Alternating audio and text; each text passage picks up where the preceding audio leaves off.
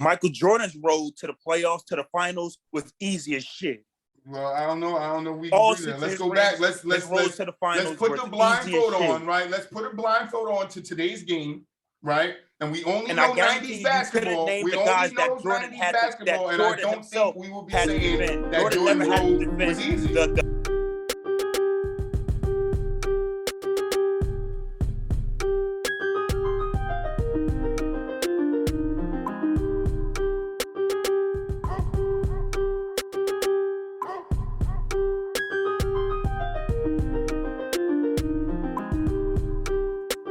Guys, welcome back to another episode of From the Sideline podcast. I'm your host, Troy, and I am back with the boys. What's up, fellas?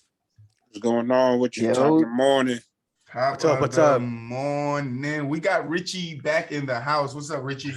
What's up, guys? How's everyone doing today? Good. What's going on, bro? How you doing? What's up? GK, are you with me?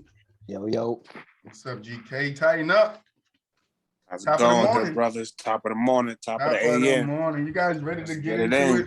Yeah, so over the weekend, we got some interesting news in this Kemba Walker being benched for the rest of the season, which I'm kind of confused of. Like, why would Kemba, allow himself to be benched where there's teams out there that could have definitely picked him up in the buy market and done some help, and he could have helped them teams out. Like, I would like to know what he's thinking in the aspect. Like, I know they said like that he is to get ready for next year, but you got teams, that could definitely use a scoring caliber player like that. That's looking probably in the middle seeds, bottom tiers that need somebody to help out with that scoring load. So, what are you guys' thoughts on that Kemba being benched for the rest of the season? And do you guys think it was a good move? I mean, it's a smart move if he plan on going somewhere to try to do something next year. I mean, I see the reason why they want to bench him. He's making too much money. So, I mean, he's not going to take a pay cut. I don't think the buyout is an option. So, I mean, they're not really going to use him. Tibbs clearly doesn't want to use him. Like, he clearly doesn't want to use him, man. I've been telling you guys, man, I have not been sold on Tibbs. I don't put this on Kemba at all. I put this on Tibbs. I don't think Tibbs knew how to use Kemba Walker, or he knew the right lineups to put Kemba Walker with to get the best out of him. I know he struggled a little bit early on in the season, but then he also had some games where he showed you that he could still be a valuable piece to a championship team, to a team that's trying to make a championship run. I mean, I wish that he would have took the buyout and maybe had, just like you said, Troy, going to a different team to try to make a run at a championship run. But I mean, what is he making on something like 20-something mil? I don't think that he's willing to give any of that up. So I mean, the best option is to just sit on the bench, just ride the season out, and hopefully, if they make it to the playoffs, who knows? Maybe things change and they come across a matchup where Kemba Walker usage might be favorable, man. But as of right now, I don't see any reason why I would play him as well. Hey, Richie? I mean, honestly, are the Knicks even going to make it to playoffs this year? So is it even worth it for them to basically have him in? So he doesn't need to be in. If honestly, it's probably just a wash. Just let him do what he wants and, just let him be, honestly. Like, if he wants to go somewhere else, let him go somewhere else. So, yeah, it's kind of like how Aaron Rodgers thinking of football and all that. I feel like it's just like, whatever, like, just let him be free.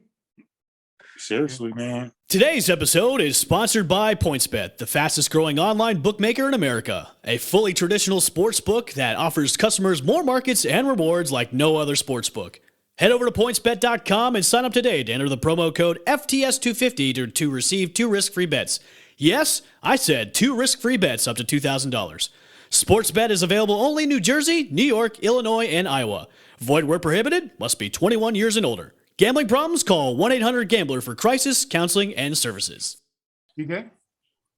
Well, I mean, he's not making $23 million, that's for sure. He's only making like $8 million. But is he? All right, correct me. I thought he came across a big contract when they signed him.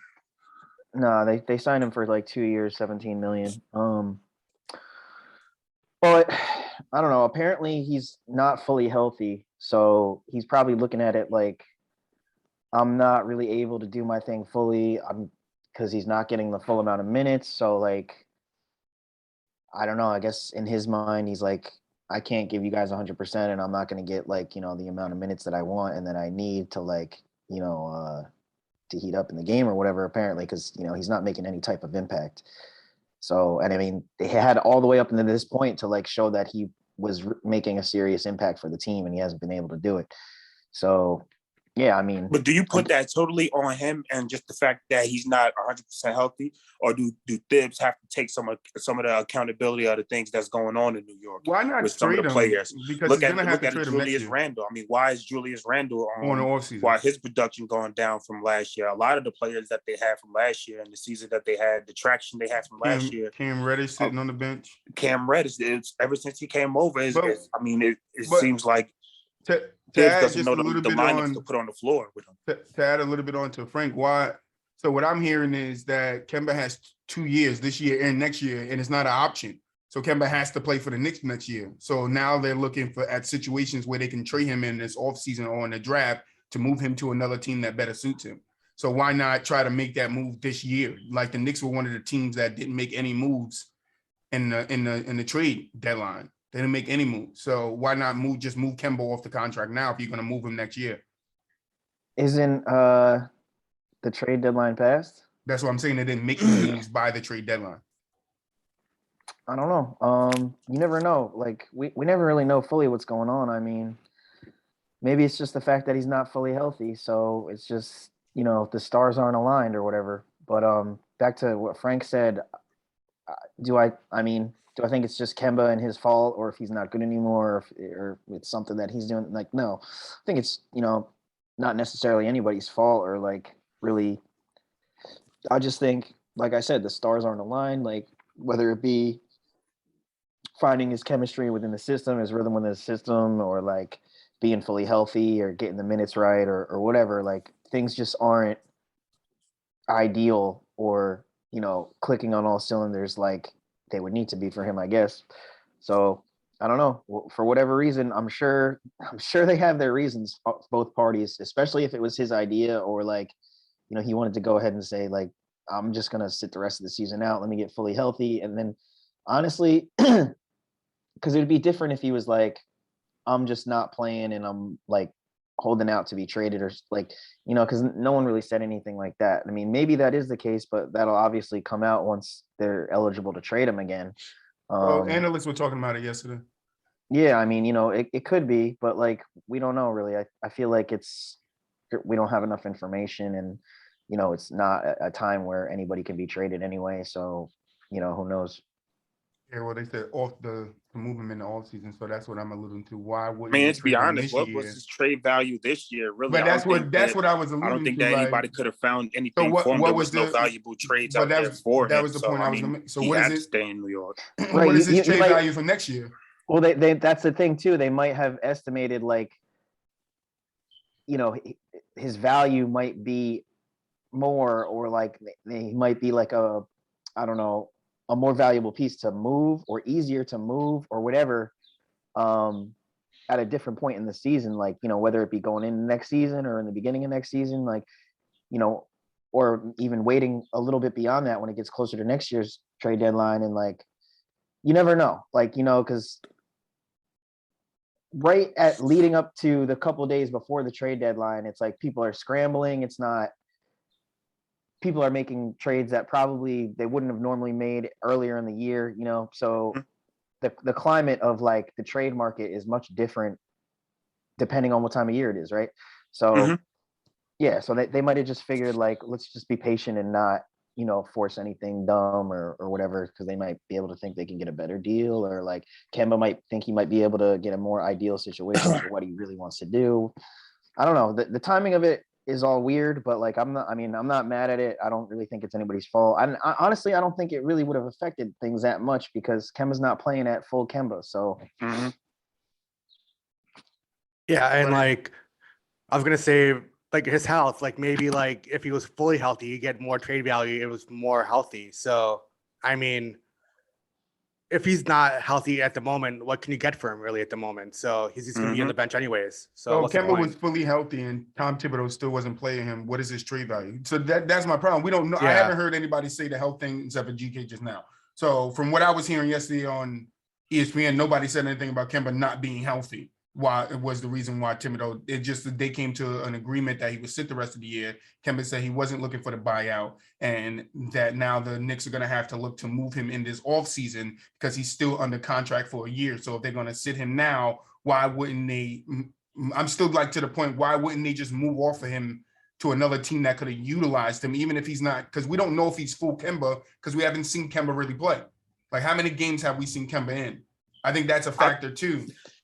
I think that to be honest, I think, and to answering your question, I think it might fall into the lines of, I think they can either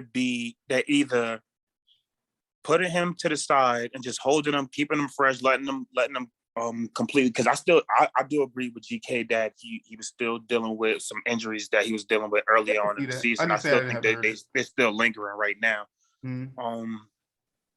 I think on one hand they could be inching towards throwing in the white flag on the season. That's what my initial thought was when I read that he wasn't going to play this year. I just thought that maybe Thibs and the organization and Kemba, they all probably came to an agreement like, hey, maybe the season not going the way that we thought it was for either one of us, whether it's the organization or Kemba or Thibs. Maybe if they lose, if the streak continues, maybe they just give up and then just try to go all in for the draft next year, try to get a couple pieces or get higher up in the draft.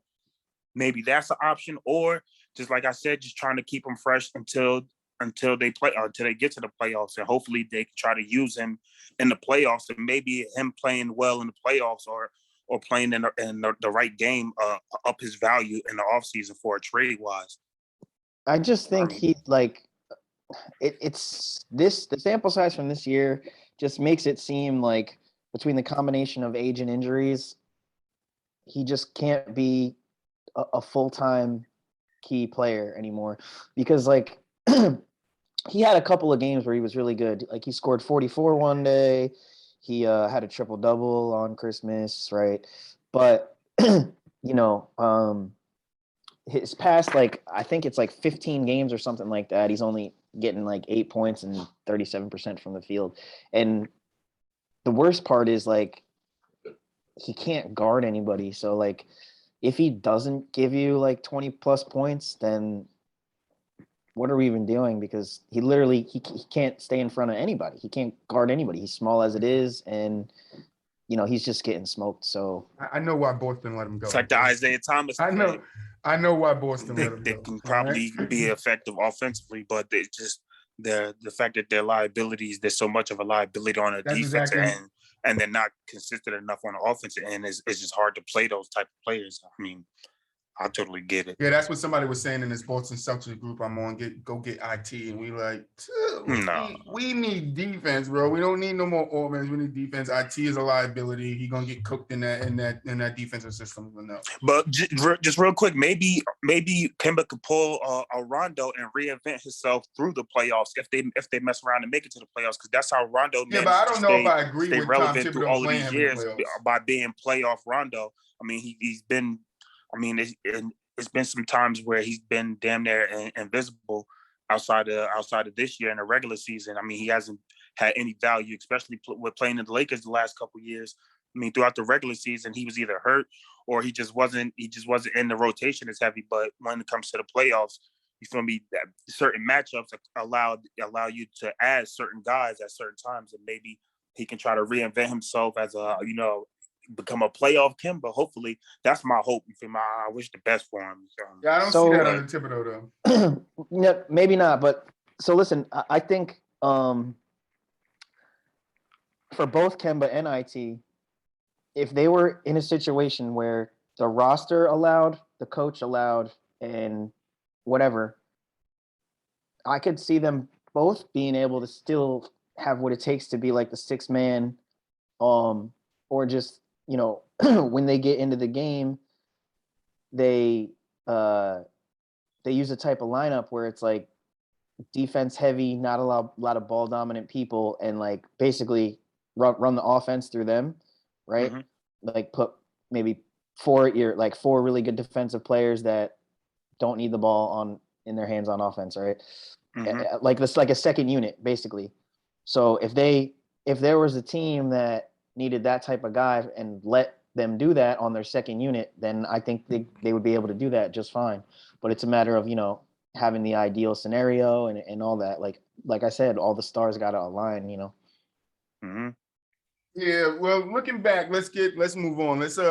So we talked about All-Star Weekend last episode, but we kind of, skimmed past the 75th anniversary because I did it on purpose because I wanted to have a conversation about it. So some people are saying that the conversation, it's over now, that because Jordan is one on this list and LeBron is second, that the conversation is done with.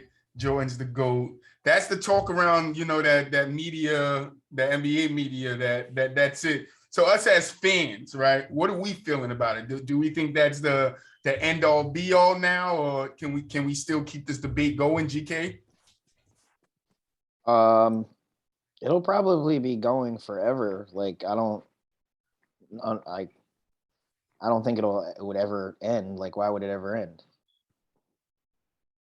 I mean, I think people got a lot of reasons why it should end, Richie.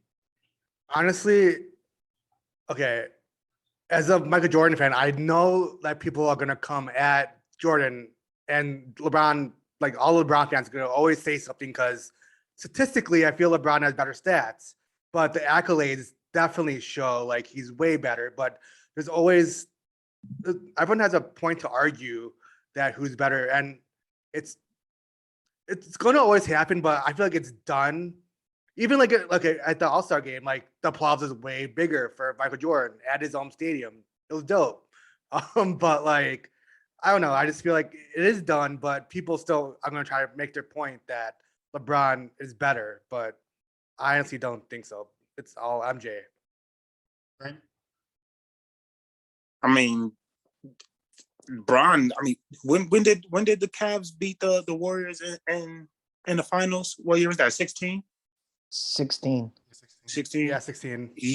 Bron has been number one since around that time. So I mean, the argument, and as long as Bron is still in the game, I don't think the argument is.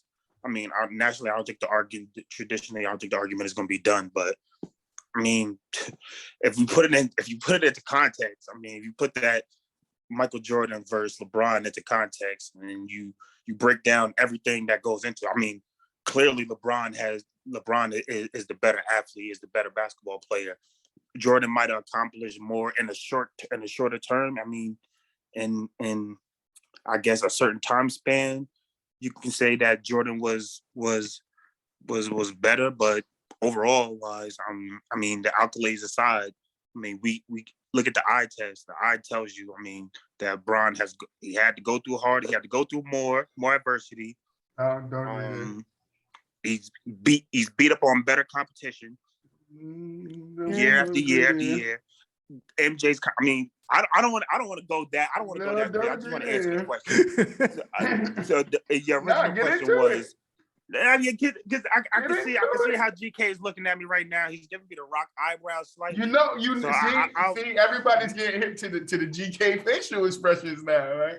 So I'm not sure. Maybe he agreed with me. I don't want to read too much into phases and all of that stuff, but just when you break down everything as far as their competition when they played, Bron has faced a harder competition. He's beat the better teams, the better versions of every team that MJ's beat. Outside, I would say the Boston Celtics. I don't think anybody's seen. I don't think LeBron Celtics seen. I don't, and that might be. And to be honest, that's up in the air. You feel me? That's another question for you, Troy, for another day. Which Boston Celtics team be better right now, or which Boston Celtics team you think would be a better team, that Larry Bird team or that Kevin Garnett Celtics team? Defensively, defensively, you could say. I mean, granted they had all of those stars, but if you match Kevin McHale up against whatchamacallit, Kevin Garnett, I think Kevin Garnett goes to work. Are we just taking? All right. If we got to do that discussion, you got to be some parameters. Are we just taking But that that's why Boston, the way they play, and dropping them now? Because those guys get to come and grow up in the AAU, and we could talk about it. We could discuss it. Yeah, I'm saying. Yeah, but exactly. my thing is, my thing with the competition. The Rondo team. Yeah, no. My thing about the and I like Larry. With that's fine. That's fine. But my thing with the competition debate is normally when people say, "Oh, LeBron faced more competition," they're looking at Jordan's competition through the lens of LeBron's competition instead of Jordan's competition through the lens of the time. I don't think so. Yes, that's exactly. But that's what I felt when you said LeBron. When you say LeBron's faced more tougher teams or better competition than that, how do we know? Because LeBron's never played Jordan's competition and Jordan never played LeBron. It's two different times and two different types of basketball. So even if you're saying that LeBron's competition is better, we don't know what that competition looks like in the 90s. We don't know what LeBron's competition looks like in the 90s versus Jordan. We don't know that, just like we don't know what Jordan's competition looks in 2010s versus LeBron. And that's the only reason why I'm saying I disagree with the competition argument. I understand why people make it. I understand it 100%, but I don't think it's fair because it's two different times. And I don't think people fairly look through the lens of the time Jordan played in, what the rules were, everything that league was. And I think people are just hip to, and I'm not saying I could be wrong on your point, but I'm just saying what I hear from most people, and I'm still kind of a little lit on that damn top 10 list that Cam gave us last episode. They don't even look through the lens of what they see now and not what was then. And that's all I'm saying. GK, kicking it back to you. I see the facial expressions and the blinking is rapidly picking up. Well, as you all know, I think about this stuff a lot. That's why we got you here. So, Professor GK. What I've been thinking about lately. Talk to me. So, in terms of ability and capability, everybody's better now. But in terms of being better than your field at the time you were playing, or just securing wins, at the time you were playing, both those two things I just said, I try to take them both into account in some way more than others, right? Sometimes one weighs in a little more, sometimes the other one weighs in a little more, sometimes they both weigh equally. Everything is super specific. You got to really dive into every single little situation. Yes, sir. Right? I think I might like with GK going. Go ahead, GK. Also, I consider circumstance a lot. Sometimes a player only achieves their accolades because of their circumstance. Sometimes it's a certain amount of circumstance that plays into it. Sometimes it's because of circumstance alone. And then sometimes they'll achieve something despite bad circumstances, right? So I consider all of that as well. That being said, I do take into account Jordan three-peated twice, right? But I also try to imagine if you dropped Jordan into LeBron's shoes, when the Cavs were down 3-1, it's a hypothetical. That's Jordan. How can you take a hypothetical consideration? No, I gotta stop. Listen, because how do you take when you go? Hold on. I can explain it. I can explain that. Explain it. Explain the hypothetical in the situation when picking who's better. I can explain that. Go ahead. I can explain that. Go ahead, G. Go ahead. Okay. Because everything is hypothetical. Everything is hypothetical. Because when man first started inventing stuff and discovering stuff, how did they do it? Because they had a hypothesis that maybe if I try this, that this is gonna work. So, what is math, right? How do you solve a math problem? Well, if I take the 1 and add it to the 2, I'm probably gonna get 3. But guess what? It turns out that you do. You have to hypothesize it. There has to be a hypothetical. And then the further and the deeper and the more complex math problems get, like, how do you think that they calculate to get a rocket into space? They have to form a mathematical formula and have a hypothetical. All right, bring it back, GK. Bring it back. Figure out that it's going to work, right? So you have to use hypothetical. People are like, oh, this is hypothetical. Well, guess what? I've thought about it a lot. And ran the simulation in my head, tons and tons and tons and tons. Can I ask one more question, GK? Why does your hypotheticals, or what the hypotheticals you think about over and over and over, and Frank, you can answer this one too. Why would that be more important than the facts that other people put out there? Like when other greats say this is the GOAT, when other greats say this is the guy that I fear the most, or when other greats say this is the number one guy. Why would a hypothesis outweigh that? Because that's what I'm asking. When we're putting career versus career, because we got another one later on in the show, and I don't really want to hear hypothesizing then either. I want to talk career versus career. So we're talking Jordan. I want to talk about Jordan, and I get what you're saying. I agree with you too in the context that you're talking about. But I'm just saying I don't like when people go that route. It's just me. I'm not speaking for everybody. It's just me. When people say, oh, if you drop this person here, you drop this person there.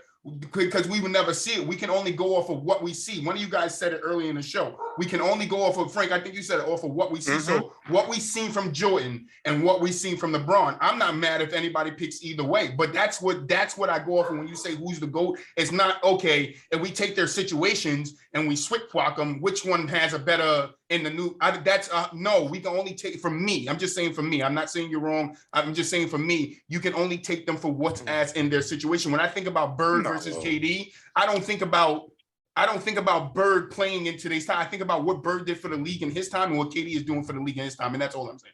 I think, well, to answer to that, I think no matter what you do with Bird, he's going to be better than, I'll take Bird every time. Well, we alluded to that a little bit last episode. I know like, that, but whether you put KD back then, I think Bird still comes out doing better. If you put Bird now, I think Bird comes out doing better. Either way, Bird. And GK, no, I agree with him there, baby. Whoa. I love me some KD, but Bird's always better. Whoa. Another conversation for another day. I'm about to say. For real. And here's why. Versus KD. Here's why. Is because Bird does a better job at making sure that he's better than everyone else on the court, more so than KD does. But that's a different conversation. What? That's a different conversation. Let's get back to what I wanted to talk about. I knew GK was going to let it loose. You just wanted to get GK back on your side real quick, Troy. Right? You got that right over there. Anyway, about the hypothetical thing. We need to be hypothetical, and you need to use your imagination. Sports is all about imagination and imaginative creativity, right? Like when someone does a new move or a new ball fake or takes a new angle, like getting to the hoop or runs a new set play where like the movement of the players is designed in a new way that we've never seen before. That's what I said. The concept that you're talking about, I 100% agree. Like you need to use your imagination to be able to do that, and you need to be able to hypothesize. Accountability. You need to be able to hypothesize that. You need to be able to hypothesize that this is going to probably work. Like when they first ran double screens off ball, like in dribble handoffs and stuff like that, and running a play, like someone had to do that for the first time, and someone had to imagine it. Okay, so in the context that you're using it, like I said, I understand it. But how does that context then translate to taking a player out the time he played in and replacing him there? Because that's the point. Yeah, no, I got you. Because I know you're alluding to it, but I want you to get to it so I understand why we hypothesize. Well, because if we don't try to like figure those things out and try to imagine and also, but be considerate enough to take all of what you're saying also into consideration, like everything, as many different possible variables as you can into consideration, all the things you said. Yeah, I agree. Like, well, you say like, we can't do this because blah, blah, blah. So then I go back in again and I'm like, all right, how can I take what Troy said and try to factor that in as well? And then whatever, like to what anybody argues against, like, well, you can't do this. Like I'll try to factor all of those things in, and then still imagine how it would play out. Like and not even in just one way, or just saying like this is how it would be, like several ways, several times to try to see like maybe what's more probable if I have all of these factors come into play, right? So, because otherwise, if you just take the stats, then what are we even talking about? It's Bill Russell. But here's the thing, is we take into consideration the circumstances that were there when they achieved what they achieved. Circumstances are always important, right? So you could say like, oh, this dude scored 100. Well, like, he was in a league where, you know, there's everybody on the court's 5 foot and no one can reach the ball. Like, exactly. So of course he's going to score 100, right? So you consider those circumstances. So taking that concept of just considering the circumstances, and, you know, not every basket is created equal. Like, dude, you could hit a 3-pointer. You're wide open on a fast break because you didn't get back on D. Your team got the ball. They threw it down to you. You're just standing there and you make it, right? It counts as 3, right? There's 3 seconds left. You take 2 dribbles. You're triple teamed and you throw it up from 60 feet out and then it goes in. It still counts as 3.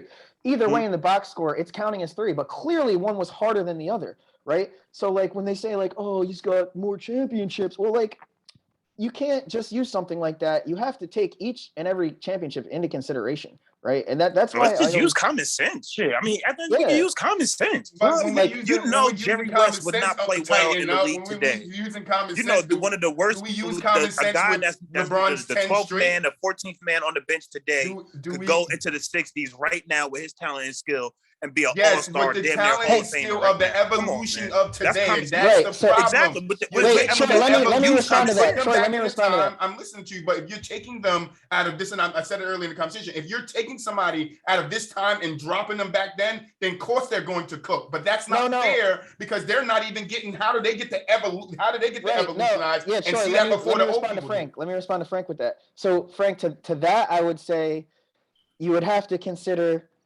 if you took Jerry West and put him in now, the benefit of the doubt that you would have to give him is if he was also, like, if you time machined him here instantly and you subbed him in right now, then yeah, I agree with you.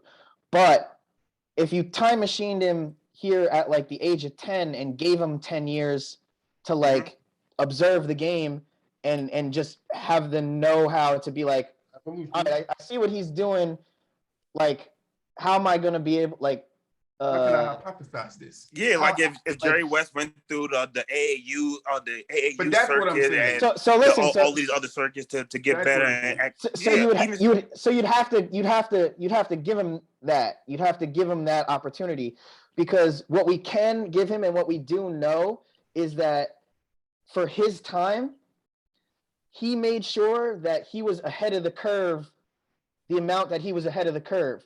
So we have to consider, if he was in now, would he be able to also, like, even though he would have to step his game up in every aspect and be better in every facet, be better at handling, be better at shooting, be better at reading, be better at everything, right? But you have to consider, like, maybe he would do that if given the opportunity, and because back then he did whatever it was he had to do, like stay in the gym extra hours, work on whatever at the time they needed to work on, more so than the rest of the players in the league. And that's what made him better than, like, so the same thing when I argue with younger kids about Kyrie and AI, I'm like, all right, you might be right, but like AI was such a dog that I don't doubt that if he was born the same year as Kyrie, he would have kept up with him, because he was just had more competitive spirit, right? So we don't know that he wouldn't have been more skilled had he been playing this like during the same timeline. So I get both sides. Like, I get both sides, right? And I'm more so, Frank, on your side usually, but I take into consideration both heavy. All I'm saying is, when you talk about common sense, Frank, do we take that same common sense logic into LeBron making it to 10 straight finals in the Eastern Conference, the weak Eastern Conference, with everybody around the league called it weak? But that's what I'm saying. Look, because I don't hear it. I don't hear nobody saying, but we always talk about Jordan's common sense. I would also put everything into context. That's why context is very, very important, especially when you're talking about Michael Jordan and you're talking about LeBron James, the Michael Jordan LeBron James debate.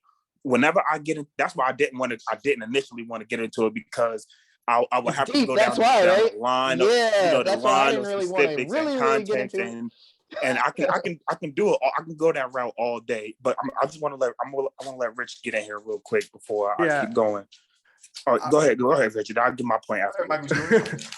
I was about to say, like, I don't know. So I've been thinking a lot too after watching the All-Star game, and like after like the NBA 75 and everything, like when I think of LeBron, I always knew he was going to be great, like coming into the league, right? Like, I guess he was like the chosen one per se. But like when I think about it, like in hindsight, let's say he stayed with the Cavs, like hypothetically, couldn't he do 2 3-peats with the Cavs and all that? Like, could he do exactly what Jordan did on the Cavs? Did he have to move to Miami? So all these like circumstances like got me all messed up in the head because he like moved to different teams to do what he needed to do, but Jordan stayed on one team. But I know like he had like help and all that, but so LeBron, but I guess like the whole loyalty thing and all that, like it kind of messed me up a little bit and all that. So like, I guess that's my little grudge with LeBron, I guess per se. That's why I kind of go towards more MJ a little bit, but like. Can I respond to that real quick? Yeah. So Jordan also struggled in the beginning, but the difference is of course, is, LeBron. The difference is not to the extent of Jordan. His team success, yes. Absolutely not. Didn't win. Bron was in the finals by year 3. Jordan didn't reach the finals till year 8. Okay, and what happened all the other years after year 3? What happened? Didn't he get bounced in that finals? So let's take accountability. Let's talk about it for real. They were a perennial first round, second round, third round team. Okay, can I finish my point? Go ahead before me and Frank get into me. I'm sorry, GK. Go ahead, GK, before me and Frank get into me and Frank. Well, no, my point about what Richie said was like they changed things around Jordan, and so like you say, like LeBron went to Miami, and Jordan didn't technically leave, but everything around him changed. They changed the coach, they changed the teammates. So it's almost kind of like he did leave, but except him leaving, everything else left him. And so like. Because with LeBron, they were giving him fucking like YMCA guys. Like, let's be real. Like, and he was still did what he did like with them. I love how we just discredit players. Go ahead. And then. But that's important. That's important to know. It's important to discredit players, right? The pros, the guys that made it to the level. I mean, so you can't. So a professional. Right? So just because you make it to the leagues, you can't be professionally bad at your job. Kwame Brown is known as a professionally bad player. So exactly. What's the context around Kwame Brown being a professional bad player? What's the context around these guys being a professionally bad player? What's the context around it? I mean, the context is that he had small hands. He didn't have feet works. He didn't have post moves. Like that's the narrative around small hands. That's the narrative around him. He got small feet. He can't move. That's the narrative around him. That's not who Kwame was. Like what happened from college to but that the is NBA. who he was. He came from high school. Kwame was high school. When Kwame would even tell you it was his confidence. That was his downfall. It wasn't his hands. He should have went to college. Why was his confidence shot?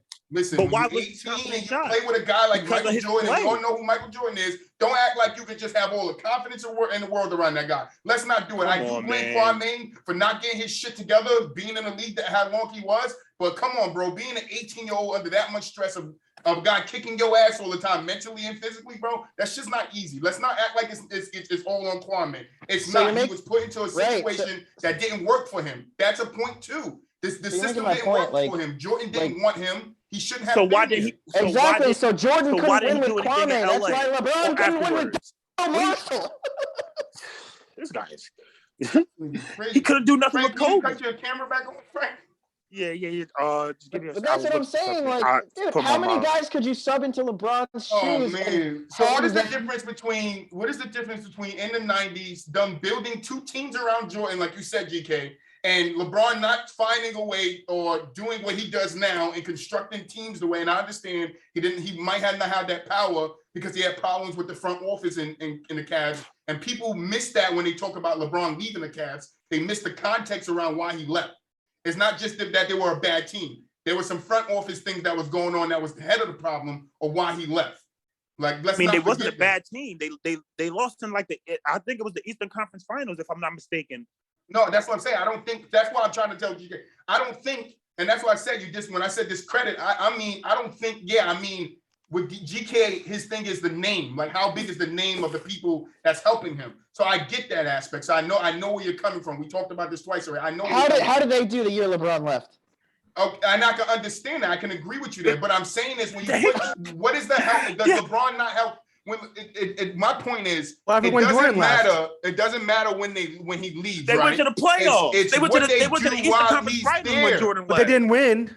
They didn't win it all the way. So I'm with you on the Jordan thing. I'm with you on the Scottie Pippen Jordan thing. I'm with them on the Scottie Pippen Jordan thing. When Jordan left, the Bulls were still a dynamic team, but I put that a lot into the system that they switched up for Scottie because I agree there. Scottie, that was a good team, and the Cavs wasn't a good team. I can agree with that aspect. I'm on GK and Frank's side with that. Rich, but what I'm saying is, which I forget what I was fucking saying now. Like, now you threw that shit, and I'm like, nah, hold on. Now I gotta be on their side real quick. Nah, I agree with that. Like, but I understand why, LeBron didn't stay with the Cavs, but I'm saying to Richie's point, if LeBron had the chance to stay with the Cavs and build the team, that like if he had the control he has now, he would have built the team and had success in Cleveland, and they wouldn't just have one title. But I think the front office problems that he had was like, nah, I got to get up out of here, go find myself, go do it somewhere else. And then once he did that, he realized, like, let me go back home, bring one to my hometown, so they can't just say I walked out on them. And I think that was the problem. Yeah, it was the team construction, but I think him having, what was the owner's name? Whatever the owner's name was, he had beef with him. Yeah. He had real beef with that dude. And as a superstar, you don't want to have beef with the main guy in the front office. Those guys got to get along.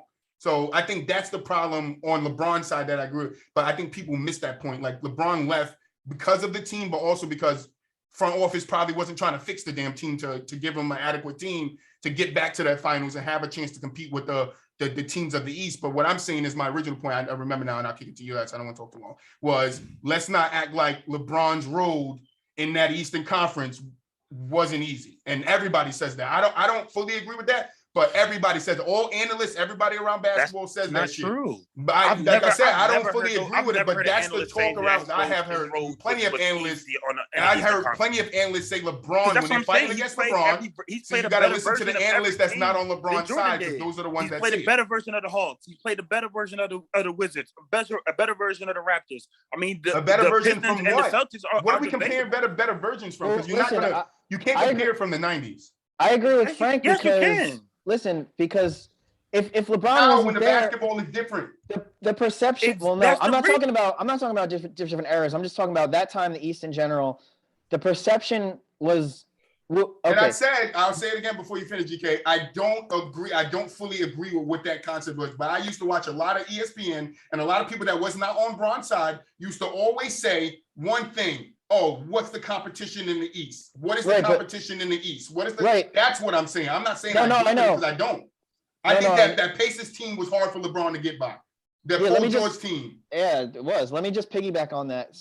Like, if LeBron didn't exist, what would the perception be of the East? It wouldn't be the same, because all those other teams would be so close, they wouldn't think that it wasn't competitive, because they would be so close. Agreed. The reason why it appeared not competitive was because LeBron was so much better than all of them. Agreed. But I'm just saying that was the perception from people that get paid millions of dollars, that get paid to do this. Millions of dollars. That's what they were saying. Like, the East wasn't as adequate to the West. A lot of people say the reason why a lot of people say Pacers team was weak. I agree with you. Magic, right? We're on the same page. The Magic, that Raptors team with DeMar DeRozan. The Raptors, yes. I think the Raptors were the Hawks when they were the first. They was the number one. Except for that 4-0. The first time that Joe Johnson Hawks in their franchise history. I mean, come on, but he's played better versions of all of these teams. I don't know if I agree with that. I agree with. Like I said, I agree with I think he had the competition was up to par. LeBron had tests to get there. But I don't agree with the consensus, but I'm just saying that was the talk when LeBron was doing this. It was, the East is too easy. Nobody can beat LeBron. I don't know that. What was the conversation around Toronto? What was the conversation? Oh, they shrink when it comes to LeBron. They can't get over LeBron. They're afraid of him. That their fear comes out. But that was but that's what I'm talking about. For LeBron. Right, but that's what I'm saying. I'm talking about what these teams looked at LeBron as. Like DeRozan had a problem. Like somebody just said, I think it was Shaq or one of them just said that if DeRozan stayed on Toronto, right, and they never got KL, right, never got Kawhi Leonard, and LeBron left, he went to the Lakers. You don't think that year that Toronto still beating a depleted Warriors teams with DeRozan on it? Yes, I do. So I understand.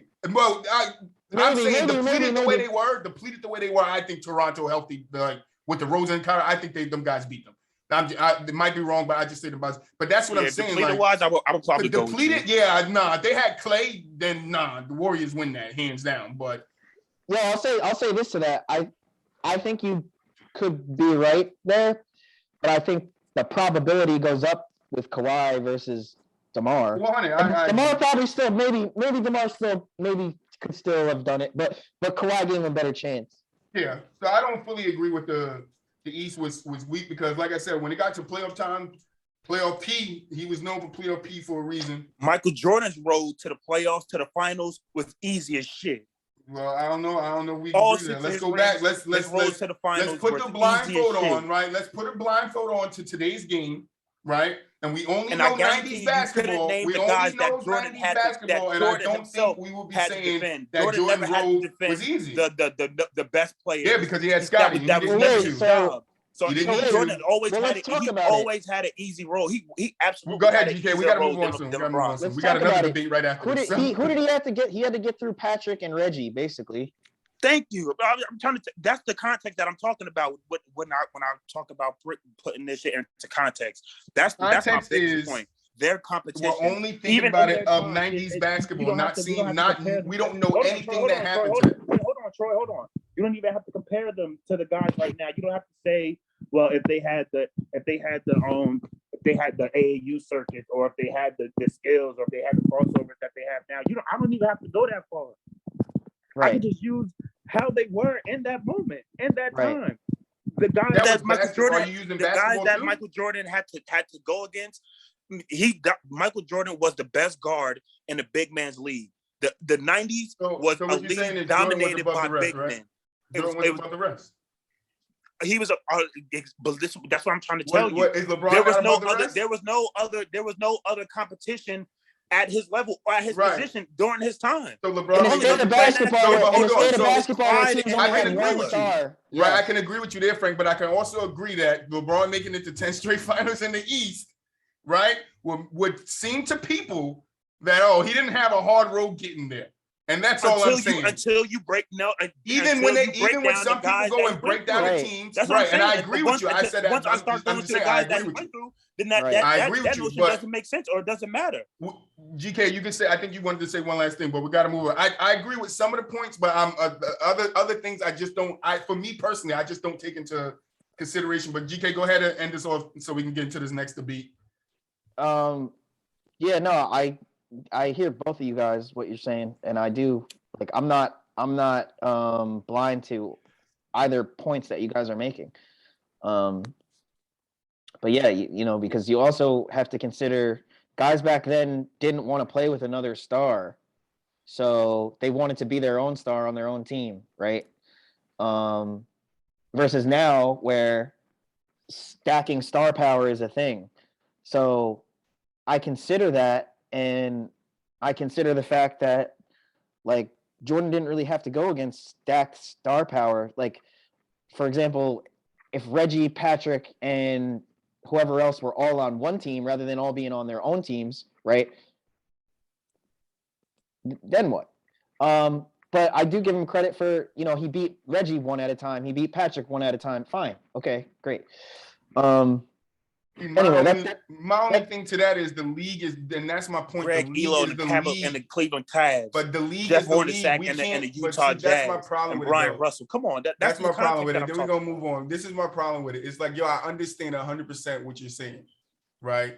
But if that's the league, how can we then take it away from him because this is what LeBron You can't has to take it do in away this from league? him. We're not It's taking That's what it I'm away. saying. Using it You're against saying, him. but no, It's but just that's not what I'm as saying. Using it difficult. against him It's not as is difficult. a negative. That's what I'm taking away. There's a negative. How could you say just because this guy was in this league where they play this style of basketball that this guy in this league has a harder role because this is where he has to go against? Yeah, that concept may seem, yeah, that's right. But if this is the league Jordan plays in where there's one star each team, right? Where they don't do the teaming up. We can't then be like, well, he didn't go up against two stars at once. I don't like that argument because that's what he went through. If LeBron also was on a team, LeBron was also on a team with more than one star, and people had to go up against him too, and he lost. But his stars weren't as good. I don't agree there. His stars were good. And he lost. He won what? 2 out of 4?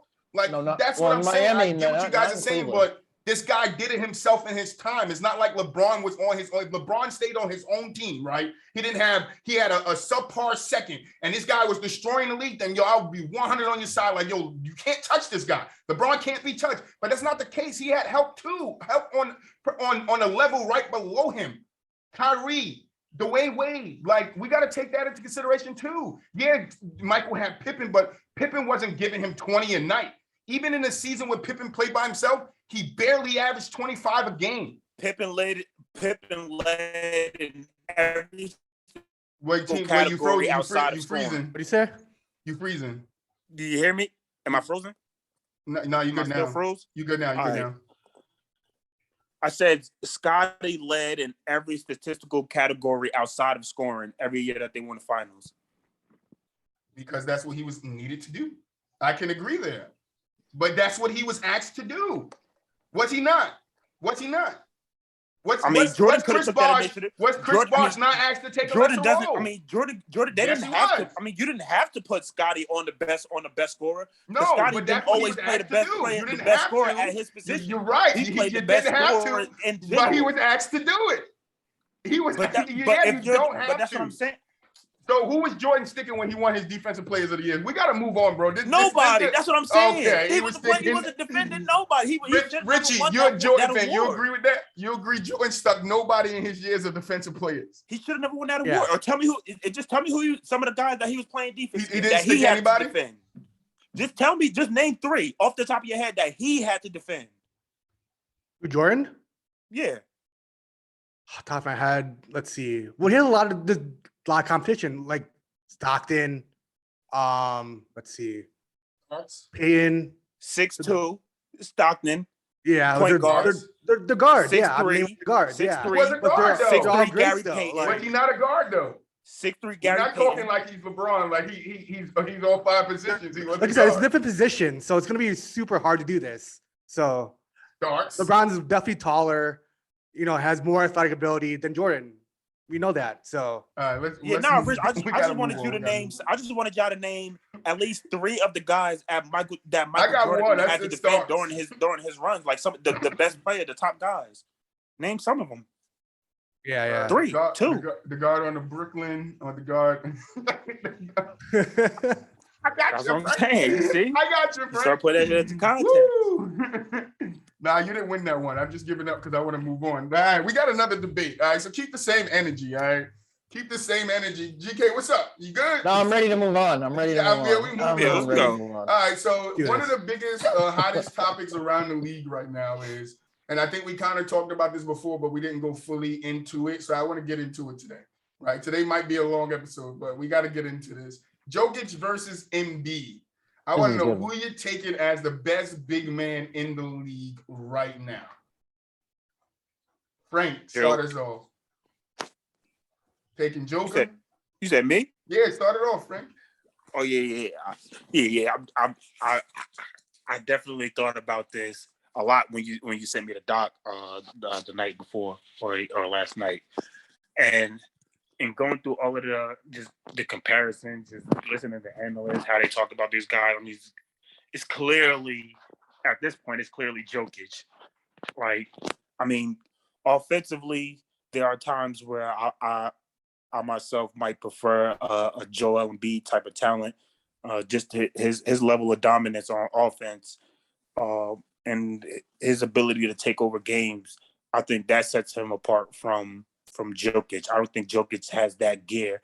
I mean, he takes over and dominates the game in a different fashion than Embiid, which is why I think he's so underlooked, because his play isn't as sexy as everybody's, but the numbers, he leads Embiid in like 36 different categories. In the advanced matrix, he's like leading damn near all of these lists in the advanced matrix. I mean, the numbers cater to Jokic. Team success right now is catering to Jokic. The way he's carrying his team, I think he's doing it at a better clip than Joel Embiid right now. But yeah, so overall, I'm going to Jokic right now. Just for the guys out there that don't know the stats, on their seasons, Joel versus Jokic points. Joel 25.5, Jokic 19.2 rebounds. Jokic 11.3, Jokic 10.2 assists. We already know 3.3 for Embiid, 6.2 for Jokic. Steals 0.8 for Embiid, 1.2 for Joker, and then that's career. 7. Yeah, career. That's what I said. Well, yeah, it says. I thought you just said like regular Yeah, I meant I didn't say regular season. I meant regular season career. Sorry, that's my fault. But I thought just the regular season. No playoffs took it in. It's just their regular season stat. Not that we talk about just this year, like the MVP. Right. Oh no, I didn't do that. Yeah, I just wanted to give the overall. Well, but the question was who's better right now? Yeah. No, right? yeah, but I was getting to that. You guys always do this. You never let me finish the what I'm getting at. You just cut me off. You said over. No, I'm right, saying but I'm reading these, and then I was gonna get to the other thing. You guys gotta let me get in. Would you like me to tell you, like, look, I'm about to do this and then this, so you guys know what I'm about to do? Like, just let me get it off. Let me get it off, and then you'll figure it out when I pass it over. Let me host the show. Like, let me host the show. All right. I said, for the people that may not know, Jokic versus Embiid regular season, and then I started to go into it. Like, let me tell them that it's the career stats, not the season stats. That was regular. That's what I said. I meant regular season career stats. I didn't say regular. I just said regular season. I got it. That's my fault, GK. Thank you. That's my fault. That's on me. All right. But now I don't want to read the stats no more, because now I'm gonna have to start over, and I don't want to start over. But you want it? Go ahead, GK, because I know you got today's stats in front of you right now. Okay. Well, yeah, I'll tell. So this year, right now, Jokic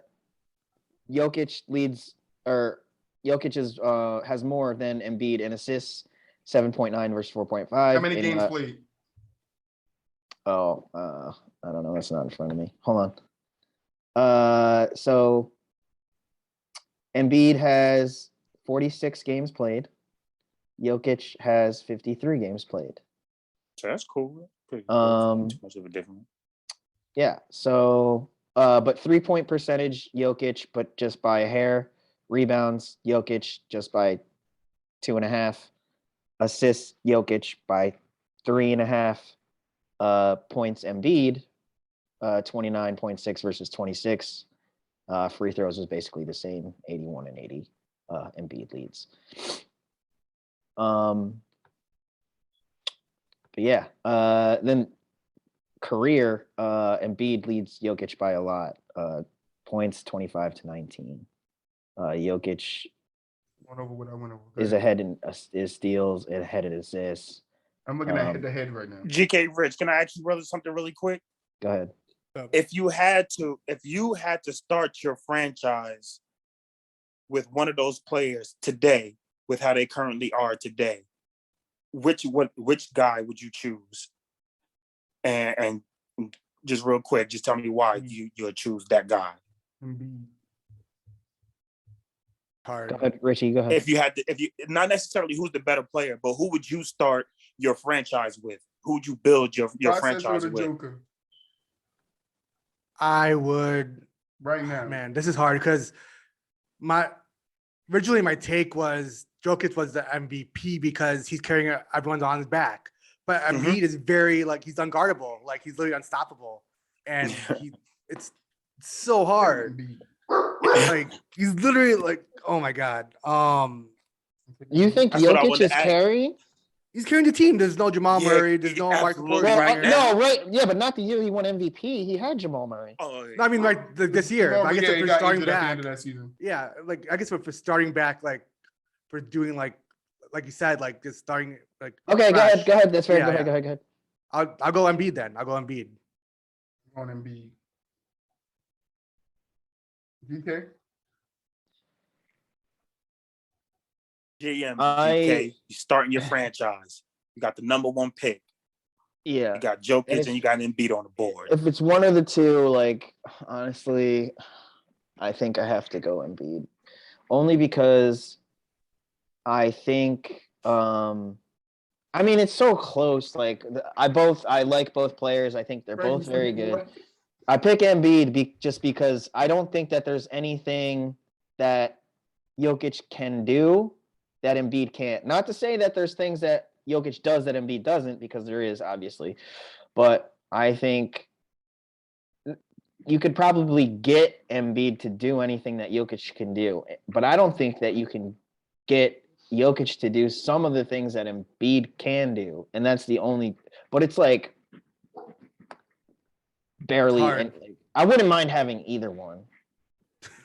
My case for Jokic would be that you got a big who can not only create for himself, but he can create so many opportunities and so many good opportunities for other players. And he put so many players in good positions. It's almost he's got the point guard like the point guard vision. He got the point guard vision. Yo, can I ask you guys a question? His IQ passing the ball is top notch. I don't think that I'm not sure we've seen that at that position from a guy like that. And it's amazing that he does all of this and he's slow as erosion. I'm trying to tell you. And he's not the most athletic guy. I mean, he does have a big, heavy build, but I mean, he's clearly lost some of that weight and some of that build and girth that he used to have back in the day. So he's not, dominantly imposing in the post, but somehow he manages to average fucking triple doubles every single night, and he still manages to man the paint like a guy who's blocking shots. But I would just say, because you said like if we were starting our own team, and I hear you out, and I love all that, but I would just construct my team to where my center didn't need to do that. But if my center needed to do that, then absolutely, yeah, Jokic. I want to drop 2 things real quick. Embiid 6 seasons in the NBA, Jokic 7. Embiid's been to 5 All-Stars. Jokic been to 4. But I want to ask you guys a question. Can Embiid still be that same caliber player that you just named, Frank, if, let's say, he had another superstar, borderline star on his team? Christ. Like a better Jamal Murray, like Kyrie Irving or Damian Lillard. What makes me want to say a better Jamal Murray. Jokic, like when I'm just saying somebody that's better than him, not a better Jamal, better than him. I mixed words. Jamal Murray's pretty fucking good. He is. But there's guys who take over him, and that's what I mean. Go ahead, Frank. Sorry, Frank. If I got the perfect team where I got a point guard who can create and defend at hit the occasional 3, then I got the typical 3 and D wings or the guards, guys that can play the perimeter and hit the open shots. Like that, I think Jokic fits better in that type of system with those type of players. Like that's how I would build my team. If that's what makes me want to pick them, because if I'm building my team around it's easier to build around Jokic than I think it is to build around Joel Embiid, because he's so offensively dominant. I agree. You feel me? So he's gonna. I agree with that. His even though Jokic leads in all of these statistical categories and metrics and advanced metrics categories, Joel Embiid still has a much higher usage. His rating is that much higher than Jokic. So he's. But that's because it has to be, though. He's getting a lot more attention. Right. But also, I think Embiid's better on defense, though. Yeah, I would say so. Yeah, I would say so. I mean, is it so like depending on how you construct your starting 5? 0 to who is it? Defensive teams. Yep, 3-0 Embiid. So Jokic. Yeah, I mean that's think Jokic is bad on defense, but I think it's more health so crazy is because what he can do defensively as well. as what he could do Joel offensively. could It's just that definitely all of the things that mess you up if you had to. Well, consider this: if you had both of them on your team, and let's say for like the final 2 or 3 defensive possessions, you needed to get the opponent to go 0 for 3. They're both on your roster. Which one are you sticking out there on defense? It's Embiid. Like Embiid, I 100%. don't think it's a question. I think that's what happened in the All-Star game. Now, so yeah, I mean, I'm taking Embiid. I got Embiid, but I think it's very close, just like GK said. I think so close. I think it's 1A, 1B. You take who you take. Yeah, I mean, maybe we got to do the KD and Bird. We got to do the KD and Bird. I got to write it down. So I made sure to put it in my notes afterwards. That's all timer right there. I feel like. Yeah, that's gonna be crazy because Frank didn't like. I know Frank really disagrees with me there. Frank, Frank. I mean, it's just because I'm a KD. Frank. We can't talk about KD on Player's Choice, bro. That's what I was about to say. Frank, if you want to get that guy GK, just go hit Player's Choice out. Tell me a KD hater. Yeah. Because one of the guys on there, Dell, he's best friends with KD. They text. Yeah, I don't need 6 people jumping me at the same time. Yes, he's friends with KD. Like, I don't want that. So I was thinking about it, but I was like, no, I can't do my boy like that. Like we gotta avoid talking about KD. I'm gonna be like, yep, KD's great. Yeah, I just put the video up. I put the video on Cam's top 10, and you said something about KD, and I'm like, damn, they go watch that video. You are cooked. I know they're gonna come for me. You are cooked, but let's move on, bro. KD's gonna come for me. KD responds with something. What is burner account? Yeah, he gonna hit with the burner account. Nah, he hitting them with the live account. Yo, I don't think KD's bad or anything. I'm just saying I got everybody else. All right, guys, I gotta guess that player. This one's gonna be a little different. All right, because I'm timing you guys. Plus, this is stats. So we're doing the best games this year. So individual players, their best games this year. So I wanted to test you guys and see how much you've been paying attention to this season. So the way it's going to work, GK, is you're going to get 10 seconds between every hint. So I have 5 hints for you. This one is going to be stats. So most of the hints are stats, the team they played against, yada, yada, yada, yada. What conference they play in, blah, blah, blah, blah. And then the last hint, it's either non-stat. No, the last hint is either when they got drafted or letters that's in their name. So good. So I wanted to make it. So we got a good shot. Yeah, I wanted to make it a little tricky, but you got 10 seconds between each hint. When I get to the last hint, you have 25 seconds to give me the correct answer. I'm moving on, bro. That's it. All right. Y'all ready? Yeah, if I know who it is after the first one, I'm letting it fly though. All right. So the first hint for the first one, let me get my answer sheets that I can write names. You know, I keep track. It better not be no 12th man that I'm not gonna know anyway, no matter how many hints you give me. The first hint is his stats from the game. He had 51 points, 1 block, 1 steal, 6 assists, and 9 rebounds. Your 10 seconds start now. 51 points. Don't be looking it up, Frank. We kick cheaters out. We can work together, right? Not. How many 50-point games has there been this year? Like a lot or a little? I don't even know. It's been a couple. Like more than 5 or less? I don't remember the list, but it was a lot. There was a couple. It was a lot. We haven't had a lot of. It was a lot of 40s, but it was probably like 7, maybe 8 50 points, maybe a little bit less than that. I don't remember because I just was looking at the score. Who really went off like that? All right, 10 seconds is up. Moving on to the next hint. No, I'm moving on to the next hint. I think I know who it is. His field goals and 3-point percentage. He went 17 for 26 from the field for 65%. He went. I didn't ask you to start. He went 7 for 14 from the 3, 50%. 10 for 14 from free throw for 71%. 10 seconds start now. The 9 rebounds. I think I just remember this game. Booker? This might have been a recent game. No.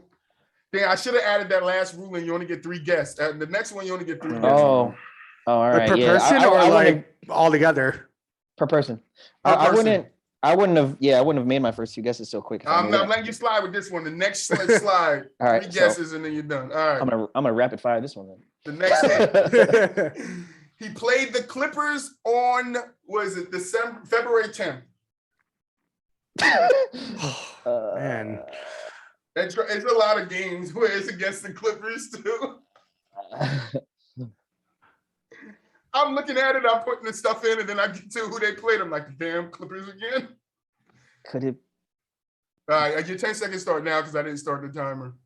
Luka? Luka is correct. That's That was my exactly third what guess. it Let's fucking go. was. All right, the That's shooting exactly guard in the what it West. fucking His name was. contained the letter KACIC. That's exactly. I would have gotten that there. Hey, you better, you know how I'm doing it now. That's your hint right there. I'm making it simple to guess the name. All right, so GK with Luka. All right, the next one. All right, 3 guests. After your third one, you're out. All right, he scored 50 points. Oh my God. 11 rebounds, 2 blocks, 1 steal, and 4 assists. Your 10 seconds start now.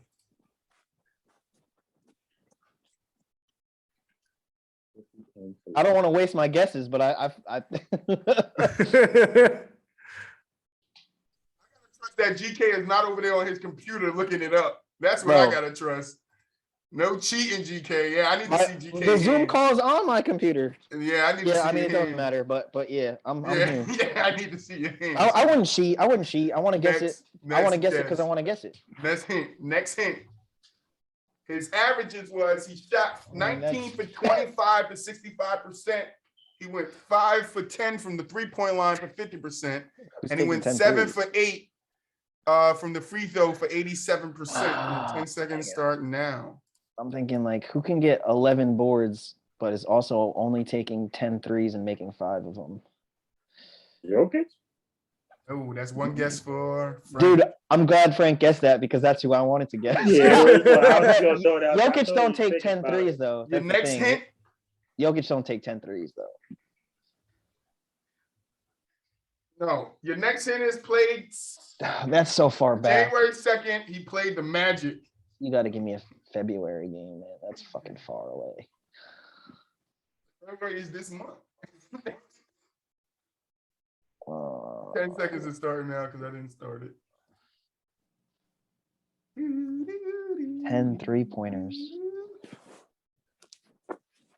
And the 10 seconds has expired. Because you got to think like Embiid don't take 10 3-pointers. Jokic don't take 10 3-pointers, bro. He's a shooting guard in the East. Oh.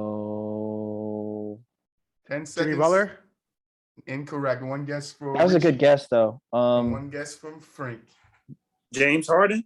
That's 2 guesses for Frank and 1 guess for Richie. 10 seconds. DeMar is up. DeRozan? That's 1 guess from GK, 1 from Richie, 2 for Frank. Frank, you got 1 more. Richie and GK, you got 2 more. Your last hint. Can you stop? Can you stop? Is he was drafted in 2016. That's pretty recent, right? Well, 6 years. 6 years. That means it's his 6th season. East. Who's the shooting guards in the East? 25 seconds is on the clock for you guys to give me your final answers.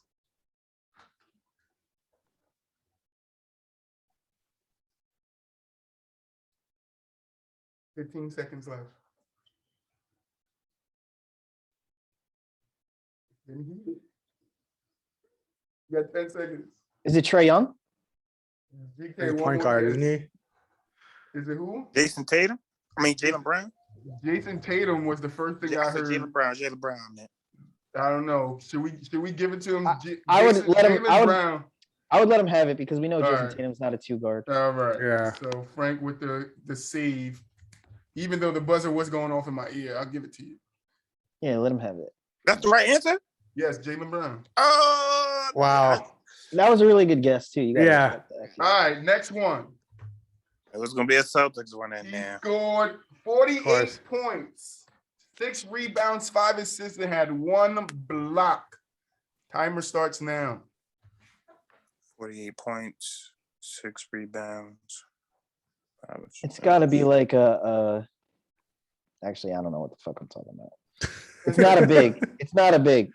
I don't think it's not a center. It's got to be like a. Your next hint is he went 16 for 27, 59% from the field, 7 for 13 from 3, 53%, and 9 for 12 from the free throw line at 75%.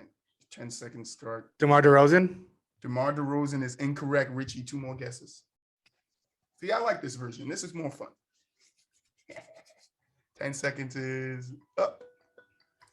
And your next guest, or your next hint, is November 10th, played the Warriors. It's fucking Going way back. I said this season. Not everybody had a big game in February. It was only like 3 of them. It was only 3 of them. So. Oh, I guess that's helpful. Like when they had a big game, which month they had a big game. I guess if you look at it like that. Oh wait, so wait, you didn't say that. So November 10th against the Warriors is when they had this game. Yeah, that's who they played against. Oh my God, that's who they played. I didn't know that. Okay, that's a lot helpful. A lot more helpful. It's LeBron James. That is incorrect, Frank. 2 more guesses. All right, 10 seconds up. Next hint. So he had a 48-point game in November against the Warriors. The small forward in the West. Paul George? GK. 2 more guesses, I think. Y'all all took 1 guess, yes. 10 seconds starting now. And that's incorrect. Clay. No, it's not Clay. Clay was hurt. Never mind. That doesn't count. That doesn't count. That's not the right position. I took back my answer real quick. It's not. 10 seconds is up.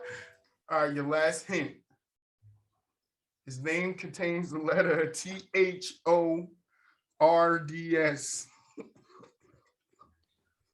THORDS? It's the first. I'll give you a hint. The first 3 is his first name. The last 3 is his last name. First 3 is his first name. You have 25 seconds. Is in the second.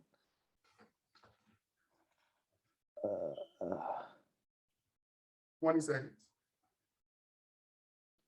TR. Who the fuck is TR? Small forward. 10 seconds. In the West? In the West. 5, Don't tell us. See, we won't even 4, have to count it as right. I just want to still 3, guess though. 2, 1. Time's up. You can't guess. You're wasting time, bro. No, don't tell us though. Don't tell us though. You gotta move on, GK. I'm not. Don't give us the right answer though. It's Anthony Edwards. I would have never guessed that anyway. It's Anthony Edwards. I'm not doing it, GK. That's why we got a timer now. The timer master is the master. All right, next one. You should have just went to the next one. No, I'm just kidding. It's fine. I wouldn't have guessed Anthony Edwards anyway. Yeah. I wouldn't have known that anyway. All right. He had 45 points, 9 rebounds, 7 assists, and 1 steal. 10 seconds start now. Just go to the next one. It's not enough. No one's going to guess that. John Morant. Frank, you have 2 more guesses. Frank just out here wasting his guesses. He said, nope, I don't need those things. All right, next hint. His shooting was 18 for 30 from the field, 60%. He made no threes out of 2 attempts, and he went 9 from 11 from the free throw line. Trae Young. You have 2 more guesses. Trae Young? I don't know. I was thinking threes. I forgot about the whole rebound thing. He went 0 for 2 from 3. 0%. Oh, wait, I was reading. Wait. He went 0%. Oh, wait, what? 0 for 2, 0% from 3-point. What's 9? What's 9 for 11 then? Free throw. Oh, wait, I read that wrong. I thought that was 3-point. Where is going? No, 9 for 11, 81% free throw. It's all, my bad. I read it wrong. By the lettering. FG, PT, FT. That's the bracket that's in front of it. I'm gonna put it in front. Maybe like more spacing in between. Yeah, I was thinking about that when I was doing it, but then I didn't want to take up too much like space. Separated. Yeah, it's all right. Good. Your next hint. It's not that big of a deal. Yeah. February 6th, played the Sixers. A 45-point game against the Sixers with no threes. Is it DeMar? It is DeMar DeRozan. Oh, man. Okay, eventually. Shit. Small forward in the East, because that's what they list him as. And his names contain the letters DE twice. That was your last one. That would have gave it away for sure. DeMar DeRozan. All right, your next one. Day. 45 points, 10 rebounds, 1 assist, 1 steal, and 1 block. Your 10 seconds start now. It's not a center, and it's not a PG. All right, next hint. He went 16 for 25 from the field, 8 for 13 from the three-point line, and 5 for 5 from the free throw line. Damn, that's a lot of threes, huh? 10 seconds start now. A lot of threes with no assists. Was it Tatum? 2 more guesses, GK. That was a good pick. Yeah. We don't All pass the right. ball. Next hint. October 21st, he played against the Clippers. 45-point game in October. Everybody getting busy against the Clippers. Everybody getting busy. It's a feast. 5 seconds. Next hint. He is a point guard in the West. Steph Curry. Steph Curry is correct. Shit. Richie, where you at, bro? Damn. I like this. I like when guests don't come on here and get no answers. Wait, you said Steph is correct? Yeah, Steph is correct. Damn, 10 boards and only 1 assist? What are you doing, Steph? Pass it. Shooting like a motherfucker. 2009, and he was doing them in. All right, next one. We got 5 more. This one's gonna be tricky. All right. He had 42 points, 1 rebound, 4 assists, and 4 steals. This one's tricky, huh? Yeah. Yeah. Giving you your little hints, GK. 10 seconds has started.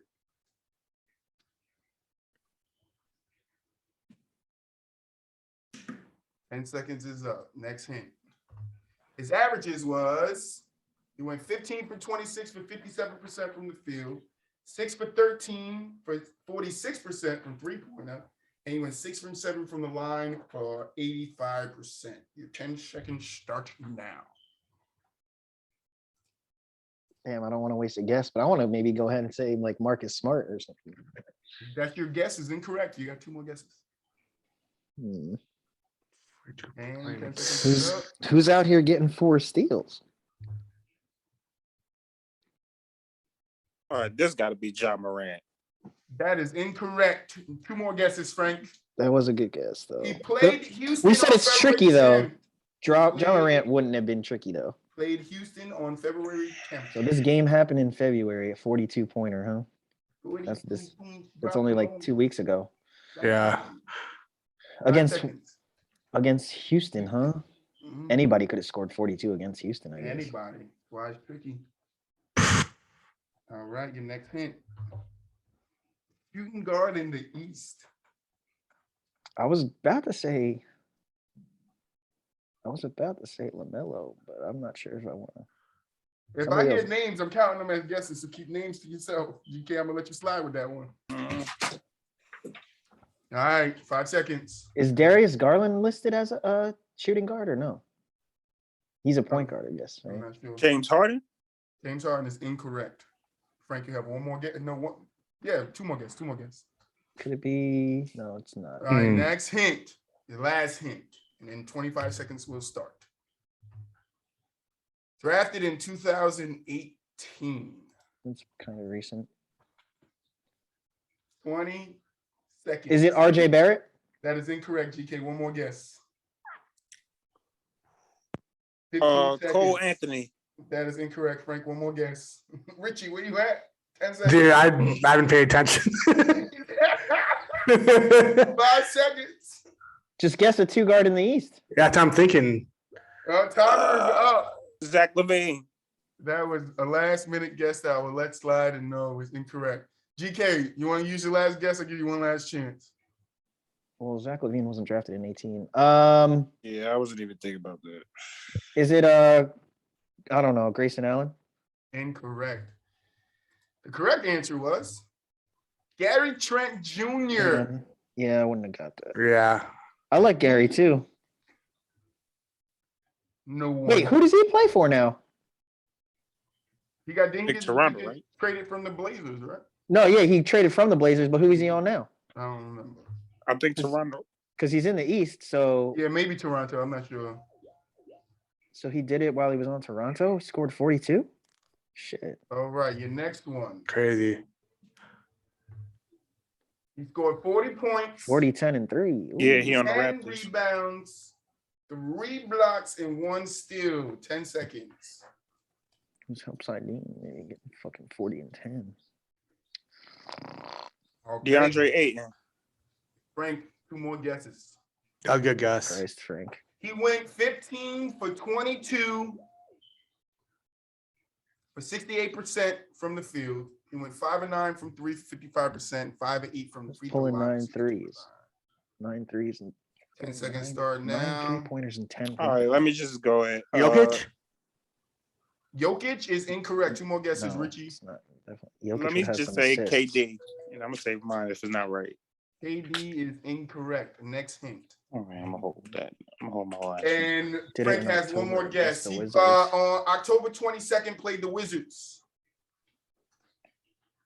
10 seconds. We know we're not getting no guesses from Frank till he get to 5 hints. Richie, you have 2 left. You have all 3. He's a power forward in the East. 10 seconds.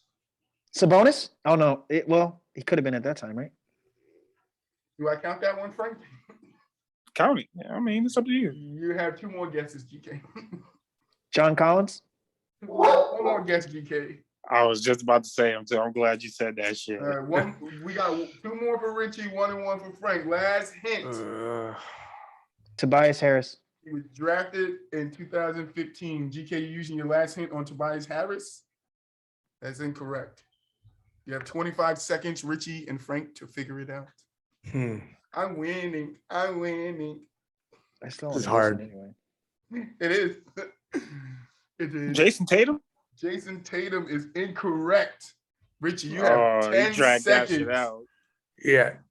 Oh, man. I I dragged can't even that think of incorrect power out. forwards at the moment. He said I I'm dragged that blanking. incorrect out. I'm Richie, literally you blanking dragged on that power shit forward. out. Richie, can I have your guesses? Yeah, I take No, him. ain't no passing guessing. Jeremy Timer Grant. is Jeremy up. Grant. The timer Jeremy is up, Lin. and the correct answer is Miles Turner. Ew.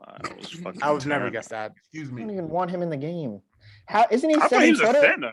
Yeah, he's like 7 Nope, feet They tall. got him listed as a power forward. No, he's not. That's wrong. Shit. I looked it up. What do you think? I just pulled it out my ass? No, I'm not Right. saying you. I'm not saying you're wrong. I'm on just the saying. day that he did this, he was listed as a power forward. I was in the box score, and that's Well, what he was might listed have. as. He might have been. They might have put him at the forward to Yeah, play he the game. because on He's not a NBA.com he listed forward. as a He's a center. center. Well, that's why I said in the game that he played, he was listed. Yeah, no, as that's a power fine. I'm just forward. saying they're wrong. Next one. He's 6'11". He He's a went center. 39 points, 15 rebounds, 3 assists, and 2 steals.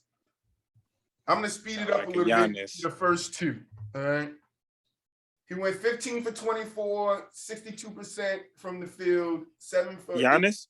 That's No, incorrect. Giannis ain't taking 8 threes and You making got 7 of 2 them. more guesses, Frank. 17 from the 3-point line for 87%, and then he went 2 from 2 from field goal with 100%. And then I'll give you 10 seconds. Oh, yes. Field goal. That's what threw me off. The field goal, the 2 for 2, 100%. It gotta be Giannis. Yep. But keep on going. Next hint. November Played the 29th, he played the Clippers. Shit. Is it Kevin Love? Incorrect. GK, 2 more guesses. Yeah, I get to be back in my seat where I get to stump you guys. It feels good over here. GK tried to take it away from me, but it feels good. Next hint. He's a center in the West. Cat. Incorrect. 1 more guess out of GK. Oh, that was a good one. Yeah. You think it would just be so simple? No, I'm not putting big names in this thing. Anthony Davis? That is incorrect. 2 more guesses for Richie. I wish I saw that type of game out of AD. Last hint, and then your 25 seconds. How many will- guesses do I have? You have 1, I think. No, 2. I'll A give center you 2. in the West. I'll give you 2. All right, your last hint is his name contains the letters NAS twice. NAS twice. 25 seconds.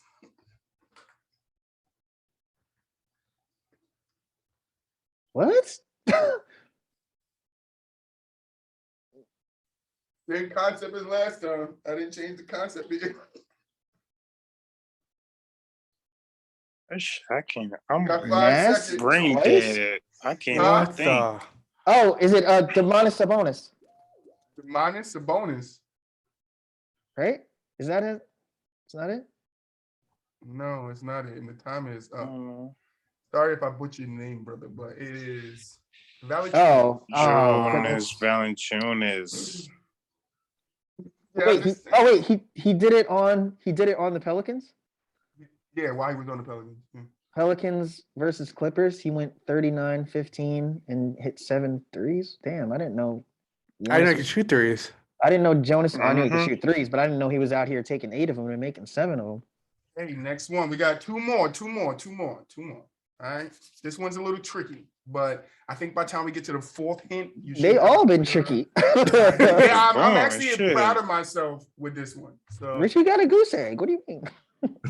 Richie definitely got a goose egg. Yeah. I got none of these. I got more than Richie. I got more than all of them.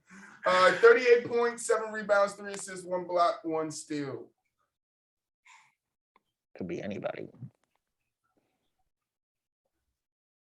That could be Bron? anybody. Any position could be Frank, anybody. 2 more guesses. 12 for 20, 60% from the field, 4 for 8, 50% from 3-point line, 10 for 10, 100% from the free throw line. Zach LaVine. Incorrect. 2 more guesses for Richie. That was kind of a good guess, I guess. December 28th, he played the Bucks. Against the Bucks. Against the Bucks right after Christmas, huh? Got Kevin him going Durant? for Christmas. He Damn, said I wish who? it would say, loss. Kevin, Kevin you said Durant? Kevin I Durant. guess That's it one more doesn't guess for Frank. You said GK. You said it. Wish you would say what? I wish it would say like in a loss or in a win on December 28th, but whatever. It's not really. I guess it really wouldn't have helped me that much. Nope, that ain't gonna help. I'm trying to like. I was Most like, of these were wins. They won. I know. I think it's only 2 of them that were losses. Oh, okay. Well, that's Next hint. So chances are they won. Small forward in the East. Frank with 1 Definitely guess, sound Richie with 2, and GK, did you guess? I don't think so. This might be a Tatum game. RJ Barrett. RJ Barrett is incorrect. 2 guesses for GK. Jimmy Butler. Incorrect. 1 guess from GK. That was my shit. Final hint. He's a rookie. He's a rookie. I don't even know any fucking. 25 seconds start. Scott Barnes.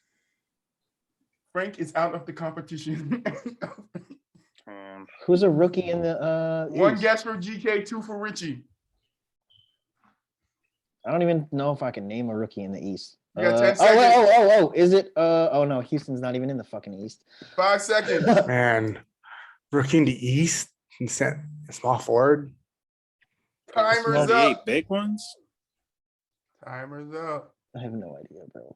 His name is Frank Wagner. Frank Wagner for the I don't even know who the Magic. fuck that is, bro.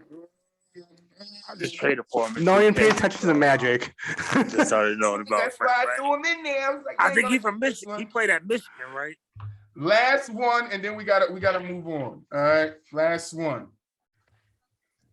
I'm gonna go a little fast on these. I'm gonna give you the first 2 right off the back. 44 points, 9 rebounds, 8 assists. He went 14 for 27, 51% from the field. He went 7 for 14, 50% from 3-point line, 9 of 9 from the free throw line.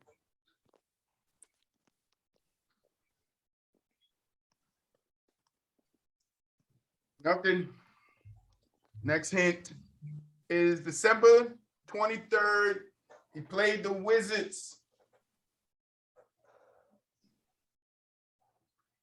Mhm. Next hint. Point guard in the East. LaMelo. That is I was- incorrect. Who I said was just that? about to That say was that. Richie. Trae Young. Wait, who said LaMelo? I did. All right, GK 2 guesses. Richie 2 guesses. Yeah, Damn, y'all Trey's, said the two. Trey's I was not just getting about to 9 say. rebounds. No, I know. I'm just taking I threes. mean, man. Last hint is his letter. His name contains the letters Baker. Kemba Walker. Kemba Walker is correct. Get the hell out of here. I said earlier in the show he scored 44. Get the hell out of here. Damn. I would. Walker is correct. His name spelled Baker. And I knew That's GK wild. would get that one. I wrote it and I said, GK gonna get this one. I didn't even put the last parenthesis. I said GK gonna get this one. That's it. And that's how you have it. That's the end of Guess That Player. That one was fun. 1, 2, 3 for GK.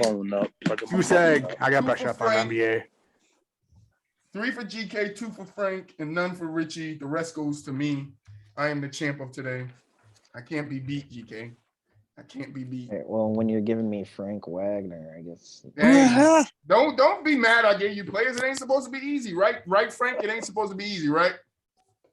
Oh my God. Frank Wagner is a good pick. Yeah, sure. All right. So I got it real quick. Frank, you can hear us? Are you with me? Yeah, Frank, are you with me? Frank, are you with us? I don't. Frank, you We can good? see you. Yeah, I'm getting there. You good? Yeah, I'm good now. I'm good. All right, because we didn't know where you went, but yeah, GK mad because I said I won. He said I gave him Frank Wagner. I said that was a good one, right? That was a good one, right, Frank? But yeah, so I gotta cut one for you guys. I think I got a really good one. I think I'm getting better at this. You guys gotta let me know. So cut one player. JJ Redick, Kyle Korver, JJ Barea, or Kurt Heinrich. Yeah. Barea. Barea, okay. It's either Barea or Heinrich, honestly, and I'm gonna cut. Say them all again. Redick, Korver, Barea, and Heinrich. That's 2 2s and 2 1s. So give me. I'm definitely keeping JJ and Kyle. So if I'm keeping them, who do I want being their point guard? Shit. Kurt Heinrich was that guy back in 2K. I know. He was cool. Him, Mike Bibby, I can hit a half-court shot with effortlessly. Let me keep Kirk. All right. Honestly. All right, that's the cut one. You know we get through those quick. So but let's get to the topic. Cut JJ. Yeah.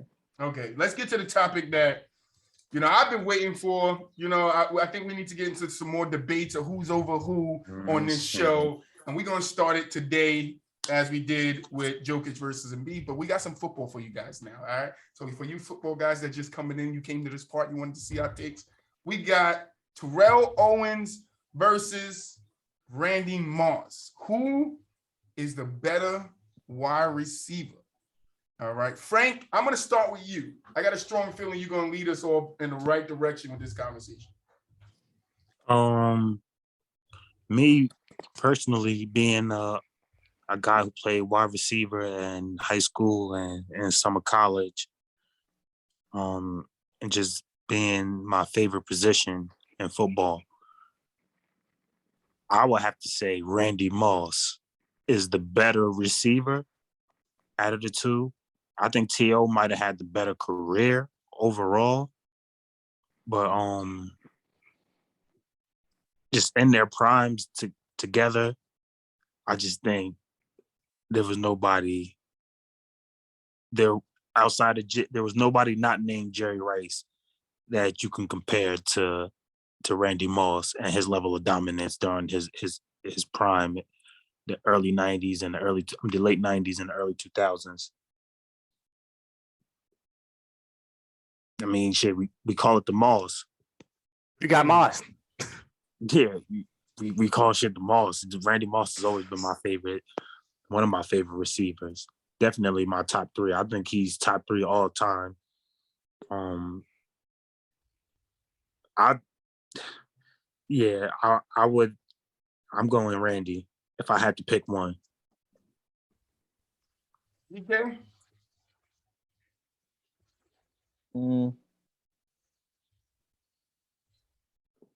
I'll probably lean slightly Randy. The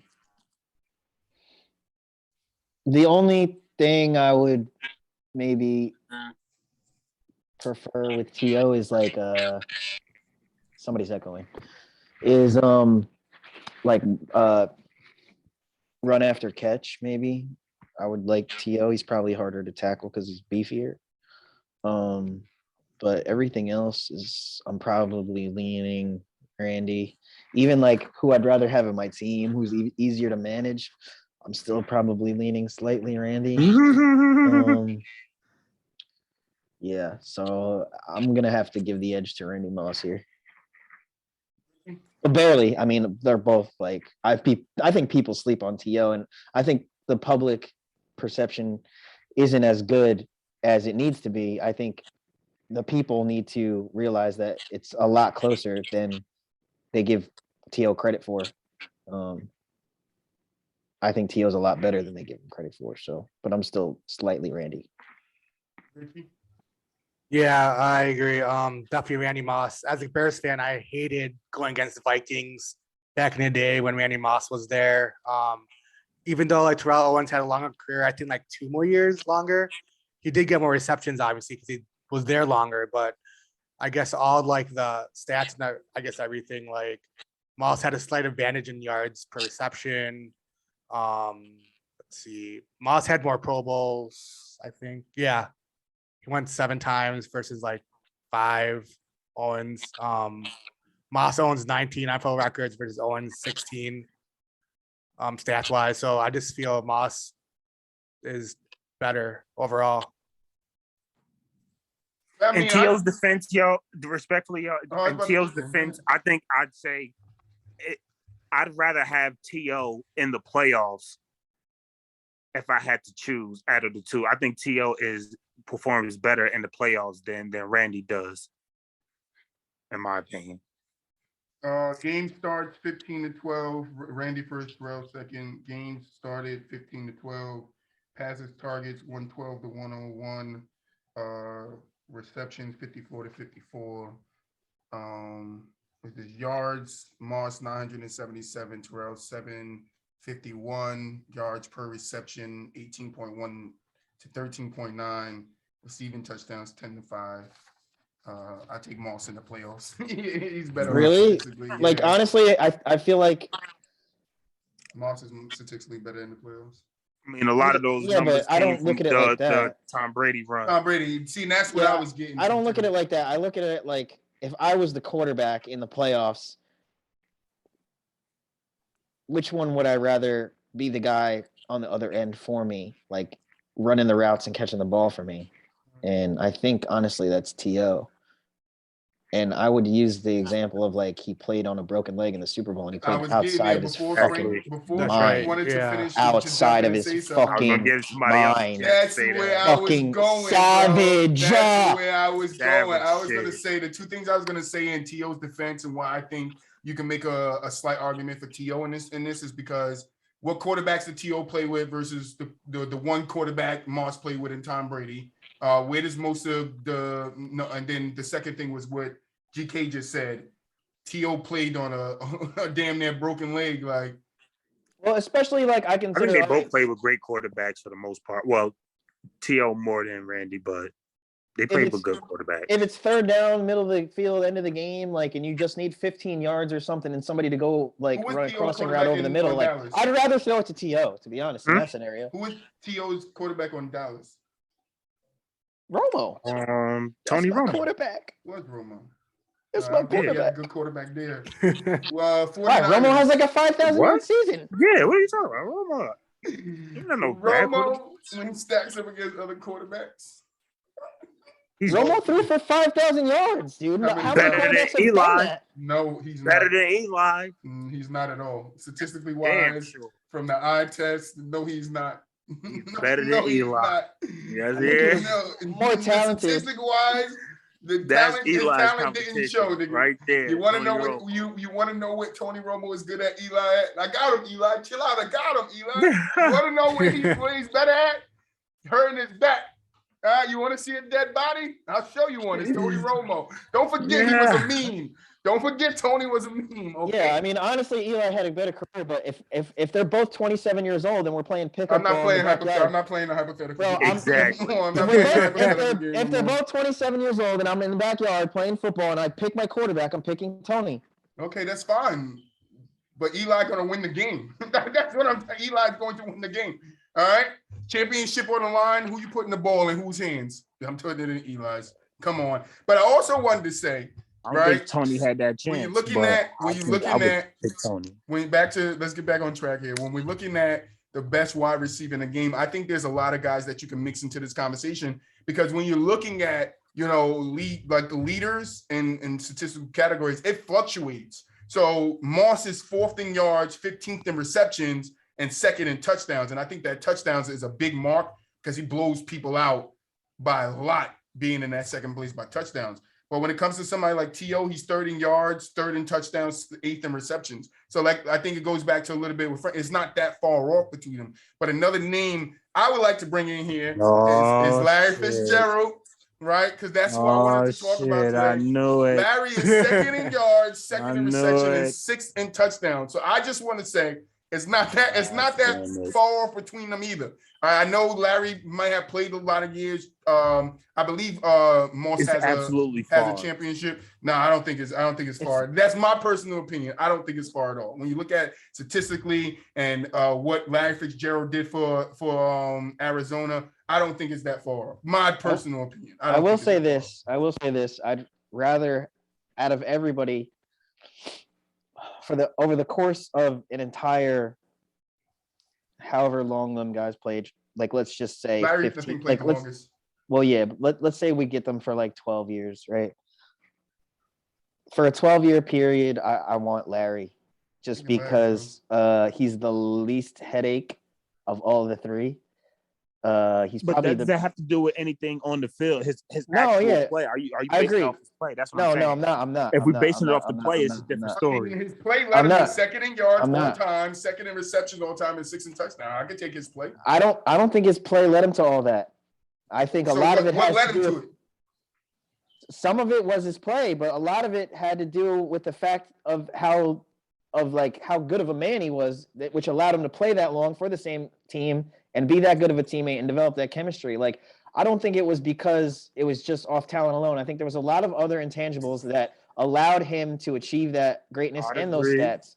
But I'm not saying Frank, I don't know if I would agree that he's a better player than any of them or he's more capable than any of them or more of a physical talent than any of those.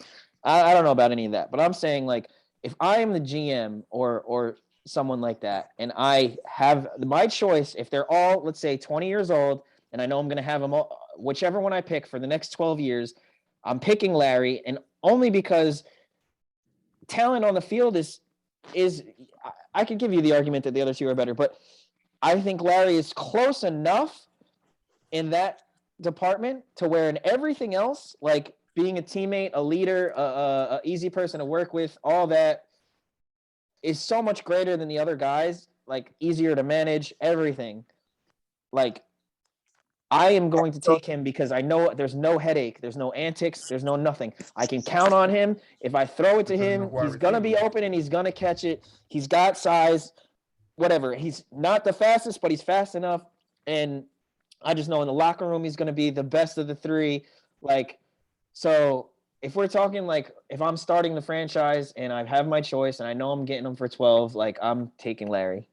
Yeah, if we're talking character-wise, it's not even a debate. I think he might rank number one all time if we talking about guys that we want character-wise. But my thing is with Larry wasn't. Hold on, I'm sorry. Sorry, somebody was calling. My fault. Larry wasn't the number one guy until Anquan got that terrible injury. Up until that point, Anquan Bolden was the number one option in Arizona. Now, does that say is that to say that he's probably still would have been the better player, or would have had the better career out of the two? I'm wait, Uncle sure. Frank, wait, when you say that, but this is what I'm saying here. Larry, Anquan got more targets than Larry. I didn't never think that he did. Did he? I would have to go and check the numbers. Checking them right now. But, He's checking them right now. Yeah. Check the numbers right now. I'll check that while I break this down. My thing is, when Larry played with another top tier wide receiver as well. Randy Moss came into the league playing with another top tier wide receiver, and Chris Carter. And in their early years, I'll just go by their first 5 years. I'll shorten that 12 down. I'll just talk about their first 5 years. Production-wise on the field, Randy Moss, production-wise on the field, far succeeds everything that Larry Fitzgerald did while playing with another top tier receiver. Just like you said, he may not have had all of the targets, but the results are always there. The yards and the touchdowns are always there for Randy Moss. That's what you can guarantee from Randy Moss. He's a mismatch. Week in, week out, he's going to be a mismatch. Randy Moss touchdowns came in the red zone. Every secondary. As good as Larry Fitzgerald is, Larry Fitzgerald is a great route running possession receiver. He gets to his spots and he has very strong hands. He doesn't really drop any passes. He's one of the smartest receivers. That's where his knack is. He uses his brain more than the average receiver on the field. But he's got size and physicality too. He's 6'3". Like he's kind of beefy. He doesn't impose himself. I mean, early in this year he did with the jump balls. I mean, he was a great jump ball guy, but he didn't really impose his will. He didn't play like a 6'4" or a 6'3" type of wide receiver like a Megatron played. Megatron and Julio Jones, those guys, they play big. Their routes alone tell you what type of receiver those are. Larry Fitzgerald wasn't a stretch the field type of guy. He's not going to beat you. He's not going to beat guys over the top. He was never that type. He's not the speedy receiver. So he had to get his money and running routes and sitting in the right zones and just having strong hands and being able to win those jump balls whenever he had the chance to. That doesn't necessarily mean he was physically imposing, because guys like Steve Smith used to win jump balls all of the time. So just because you win a jump ball, I wouldn't necessarily categorize you as a physical wide receiver. So that's why I didn't put him in that category. When you look at a guy like Randy Moss, who created the term Moss, he was a go and get it type of guy. He's a meet you at the top, meet you at the ball's highest point in the air type of guy. He beat his routes. His routes are predicated to beat you over the top. He's not gonna run even though he can run his route tree can go from the 1 to the 5, the 1 to the 5, which is like the hitch routes, the quick outs, the quick ends, the slant routes. That's not really Randy Moss's route tree. That's more so that catered towards Larry Fitzgerald's route tree. Uncle Frank, after the show, I'm going to send you a YouTube video of Larry Fitzgerald, and then maybe you can reassess what you just said. As far as that's why I wanted to do the Larry and Moss, because Larry was like that, and I think people sleep on him, and I wanted to do an underdog versus somebody that's certified. That's why I had Larry versus I wouldn't look at it at his highlight. First of all, let me just tell you, I've been following Larry since Pittsburgh. Larry's been one of my most favorite wide receivers since college. So I mean, some of his best plays are him going up and climbing the ladder. Highlights, those are the best plays. I mean, if you can look at everybody's highlights, and it's going to be it might be plays of them doing spectacular things that they don't do on the norm. My thing is game after game, Larry Fitzgerald didn't his numbers didn't match up to Randy Moss's, or couldn't compare. His impact on the field doesn't compare to Randy Moss's in that 5-year term, or I mean in that 12-year term where we talking where we get into the longevity state. I think that caters more towards Larry Fitzgerald because of what I said, because of his route running. His route running is not predicated on beating you over the top or beating you through the jump ball. His success comes from him actually running the right routes and being in the right position. Randy Moss is an impact type of guy. He's gonna go in the first 5 years. He was the more athletic receiver. He was the faster receiver. He played the ball better at the top of the key. I mean, I'm not at the top of the key, at the highest point. And his route tree wasn't as advanced as Larry Fitzgerald. That's why I got to give him that nod, because his impact alone on the field set him so far apart from everybody else early on. It's really hard for you. It's really hard to say otherwise. I mean, Larry didn't have that impact his first 5 years on the NFL. In the NFL, he was a legit wide receiver, but it took him some time to come into his own. Randy Moss came into his own off the rip.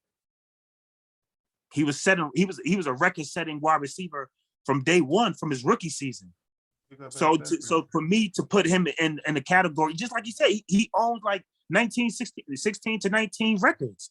Record-setting. I mean, Larry Fitzgerald doesn't impose that type of impact. So to say that, Richie, how many records did Larry break? Can you look that up?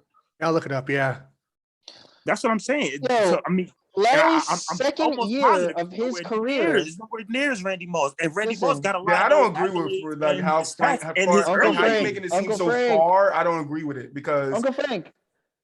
He's really seventh all is, time. yo. That's what He's I'm trying to tell seventh. you. Larry Fitzgerald is 7th all time. That's what, 5 spots behind.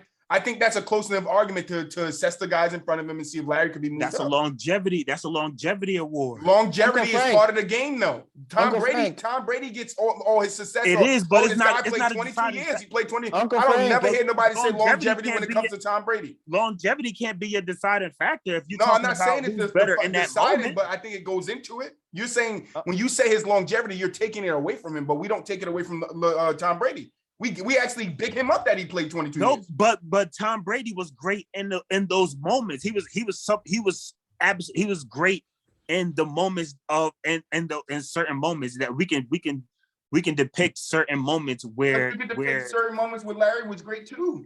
24. Larry was never the best wide receiver in the NFL. Hey, 24 NFL records. Wait, Uncle Frank. Yeah. So who has the most? Oh my god. Let me check. Like 19 and 16. Yeah, and Larry Fitzgerald 24. So if Moss and has a lot of 19, hold on.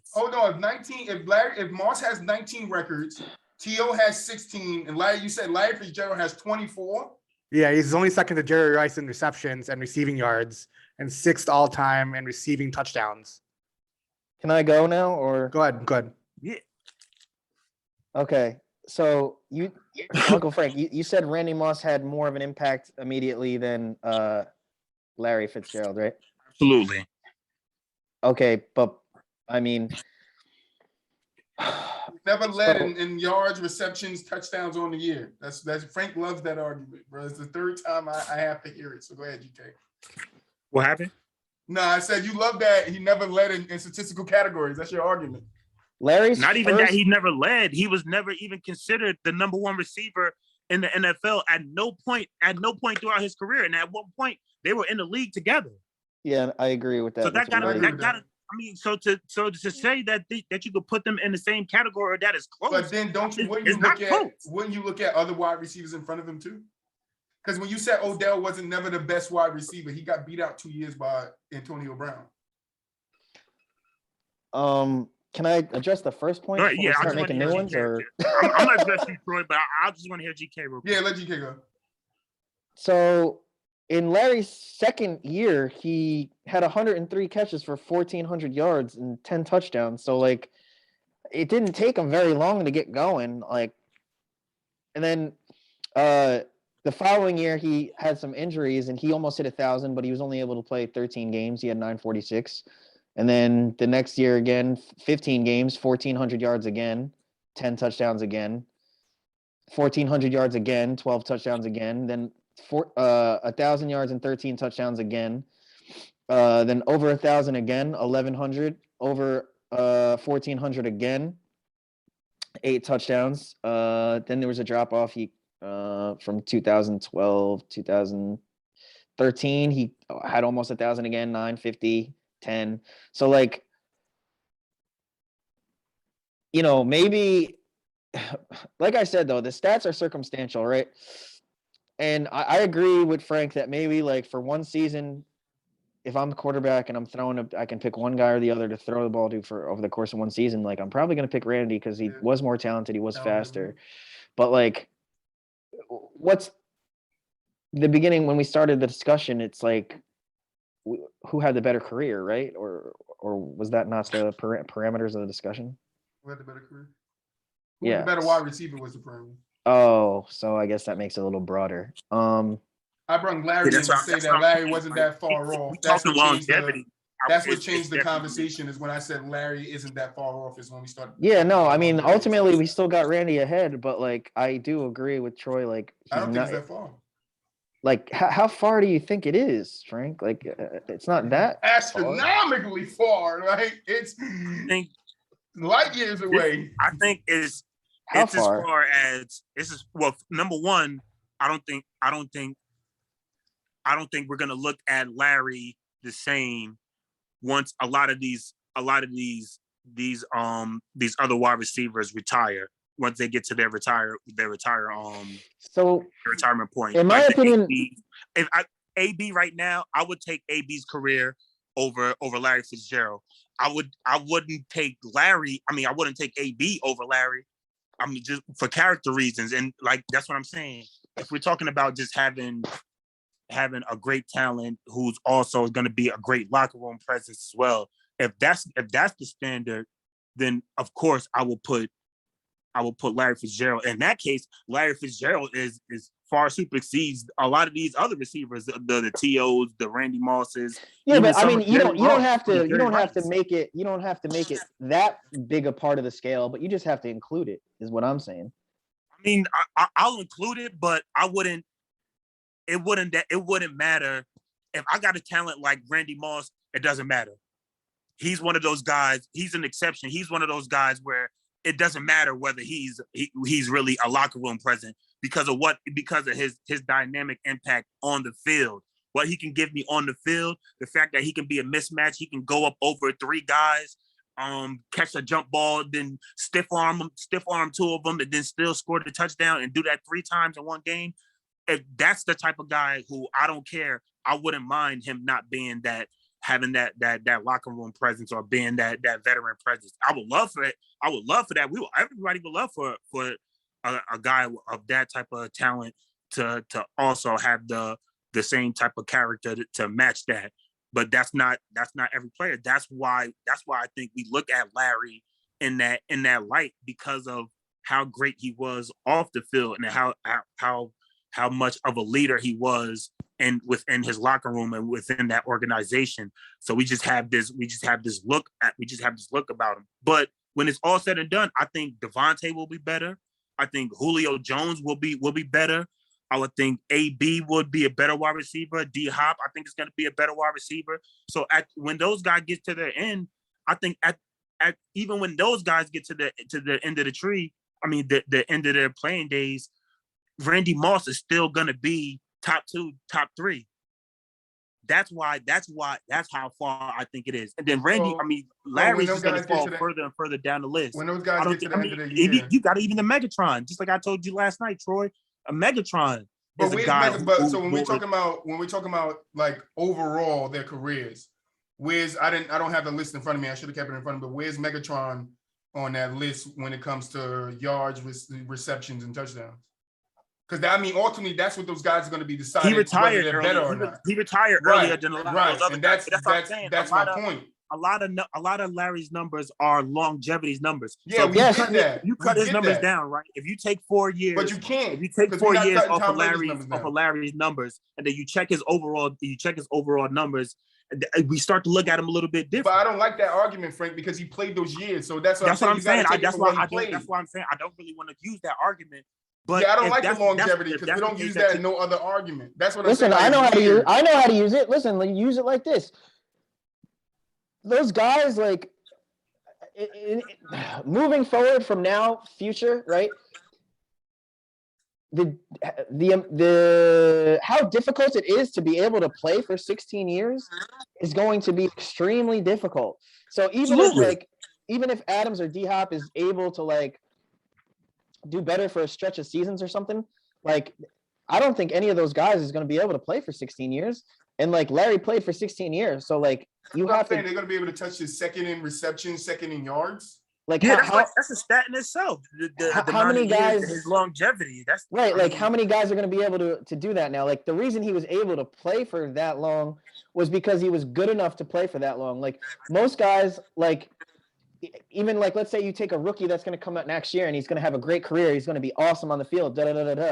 Like he's probably not going to play longer than 11, 12 years. Like people are going to look at him at 33, no matter like how good he is in today's day and age, and be like, nah, like we don't want you. That's where I somewhat disagree.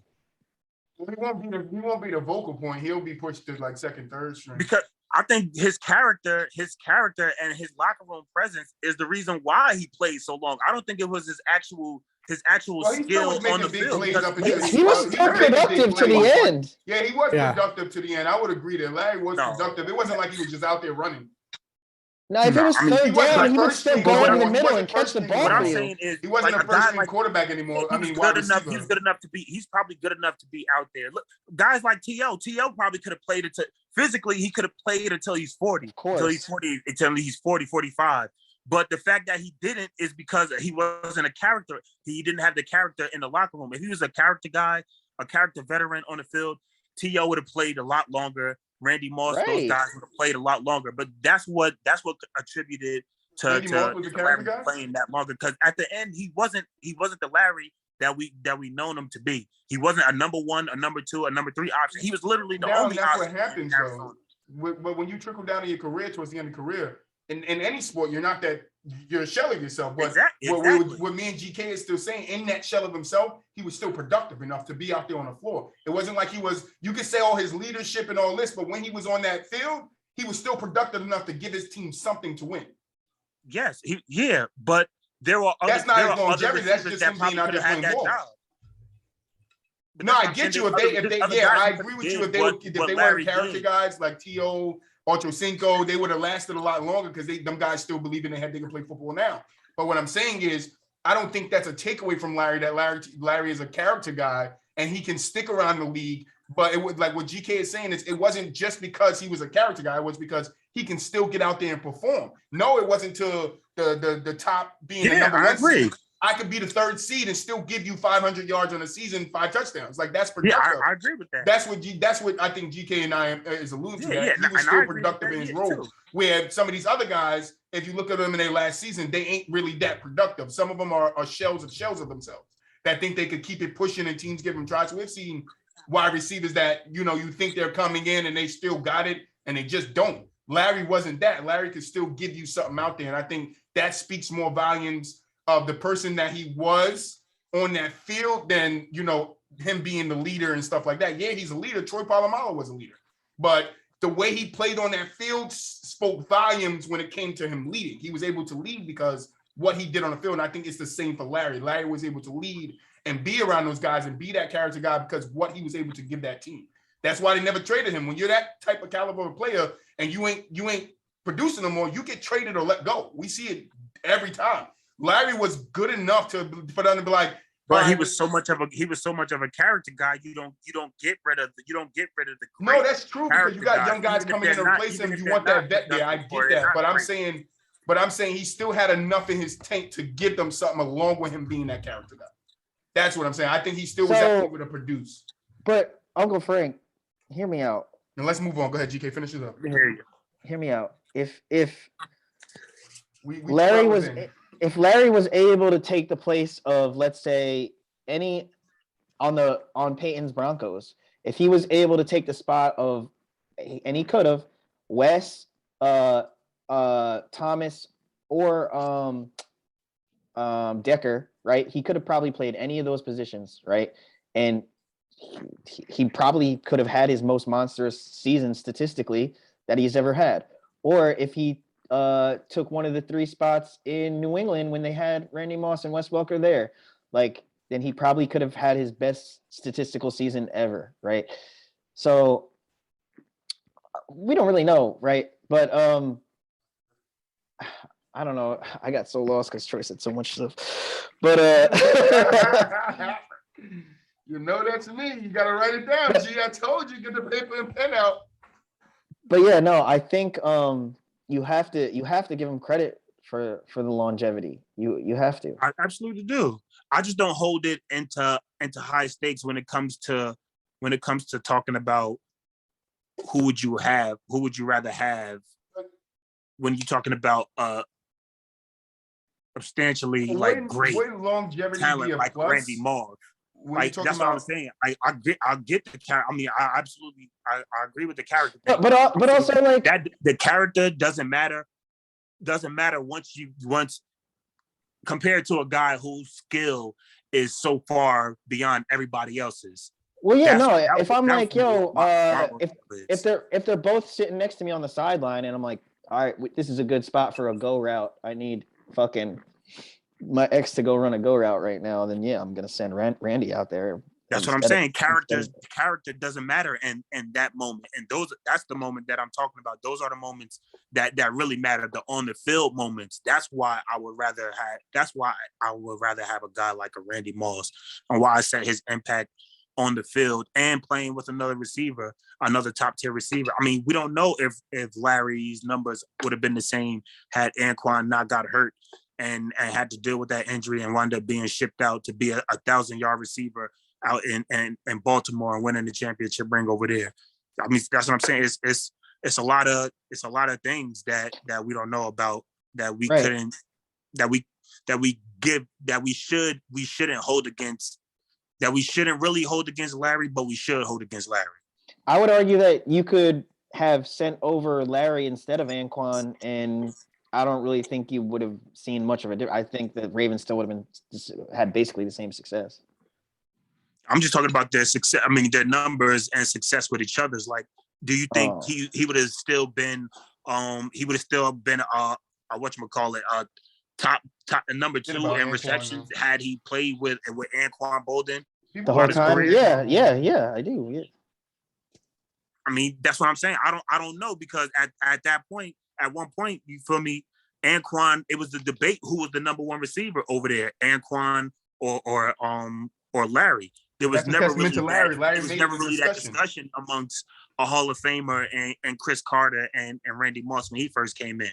Once they saw what Randy could do on the field, he was immediately the number 1 guy. It wasn't like that for Larry.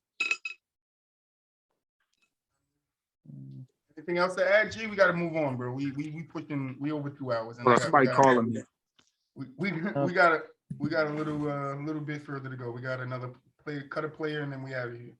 Yeah, I think we covered what we needed to cover. Yeah, I think good conversation. We can have calm debates, people. We don't always have to be rah-rah. That was a good, nice, calm debate. You know, we were all on different sides. Some of us agreed in some parts and others. But I do think Larry ain't that far off. I'm sorry. That's my personal opinion. I just don't think Larry's that far off. But now that we got Frank back, I got another cut one for you. NFL edition. I got some tight ends for you. All right. Like I said, I think I'm getting better at this. Vernon Davis, Jimmy Graham, Greg Olsen, or Jason Witten. Which one are you cutting? I'm cutting Davis. Easy. Davis. And I was a Davis fan. Easy. That easy, like, come on, Frank. We could do without Greg Olsen. Greg I'm not. Olsen. I mean, I'm definitely not cutting Bernie Davis. Why? Vernon was like that. Vernon was. I know if I'm the QB and I'm in the huddle and I can choose any of those guys and I'm like, yo, I need this guy to go out there, run a 12-yard route, and I'm throwing it to him, and I got to make sure like this ball is caught. Out of all of them, I'm trusting Davis the least. And that's why I'm cutting him. I mean, we have to let Frank process it first. Vernon Davis, I love when he was getting drafted. I was like, yo, I love this guy, right? Like I like him, but I'm just being real. He saved Alex Smith. All right. So yeah, guys, that's the end of the show, man. We're down to the final thoughts. Richie, final thoughts. This is gonna be a crazy take, but I feel like DeMar DeRozan is gonna win the MVP. So I'm gonna say that right now. DK, I'm glad you got a noise gate on there because I ain't got to put a watch your eardrum warning on this. Yeah. Oh man, that noise gate came in right in time. Damn, that's spicy. Yeah, That super is spicy. funny. Dude, it was DeMar like his DeRozan eighth. for MVP. So we had shout out Roy. Roy's off doing handling business. He'll be back in a couple of weeks. But Roy had the hottest take of Ja winning MVP. Ooh. Now we got DeMar DeRozan winning MVP. You can only hear this type of shit on From the Sideline, bro. Go ahead, GK. Final thoughts. Man. Gotta top DeMar DeRozan winning MVP. Yeah, how am I supposed to follow that? You're gone last. Yeah. Well, I don't think that DeMar DeRozan is going to win MVP. I don't know. I can't follow that, bro. I don't know. I'll see you on Tuesday. Right. A hot take. Post All-Star game, Russell Westbrook will be an MVP caliber type of player again. That's my bold prediction. Like this year or just moving forward in general? Moving forward from here, I would give it to the regular season because I'm not even sure what the hell. But from now to the rest of the regular season, Russell Westbrook will be an MVP type of caliber player. Wait, so you're saying we're going to see prime Russ for the rest of the year this like year? triple doubles every game? No, I'm not going to say just triple play, double. Just play, right? Yeah, I'm not going to say how many triple turnovers double, is but that? he could be an all-star caliber. He's going to show that How many all-star turnovers, caliber Frank? play. How many turnovers, Frank? How many turnovers? You're gonna Honestly, have it's 2 turnovers. No more than 2 turnovers. honestly, Turnovers. I would love nothing more that if Russ could beat KD and win like Finals MVP or something. That would be like the ultimate KD in the finals versus Russell. That would be dope. And if Russ wins and won MVP, that would be like so fucking good. Hell But yeah. I would have I want rather that shit so happen much, a bro. couple of years ago when KD left. Not now that they're all friends again and shit. Like, I don't think it would mean that much. Maybe to basketball it would mean a lot, but I think to them it's just like, we made up. It's you beat me. I don't care. I got 2 of those things in 2 finals. You got 1. Like, Hell nah. It's different. I want to see Russ. No, it is beat different when they beat each other. KD. But what would you want to see more? Russ versus KD or LeBron versus Kobe? Russ in the and- finals. In the ooh. finals. At this point, Russ and KD. Yeah. I would love to see Well, at this point, Russ yeah, you have to go get with to the this. finals and get some redemption against KD. Oh my God, I would love for Russ. They to would love beat it. KD We because- love I you would guys. love that shit. Thank you guys for watching. If you're over on YouTube, man, make sure you hit that subscribe button, hit the like button. If you listen to us, any audio platform, Spotify, Google, Apple, we love you guys, man. It's a different experience over there because you don't get to see us like how we're acting and stuff like that. You just get to see us. You just get to hear it. So we appreciate that.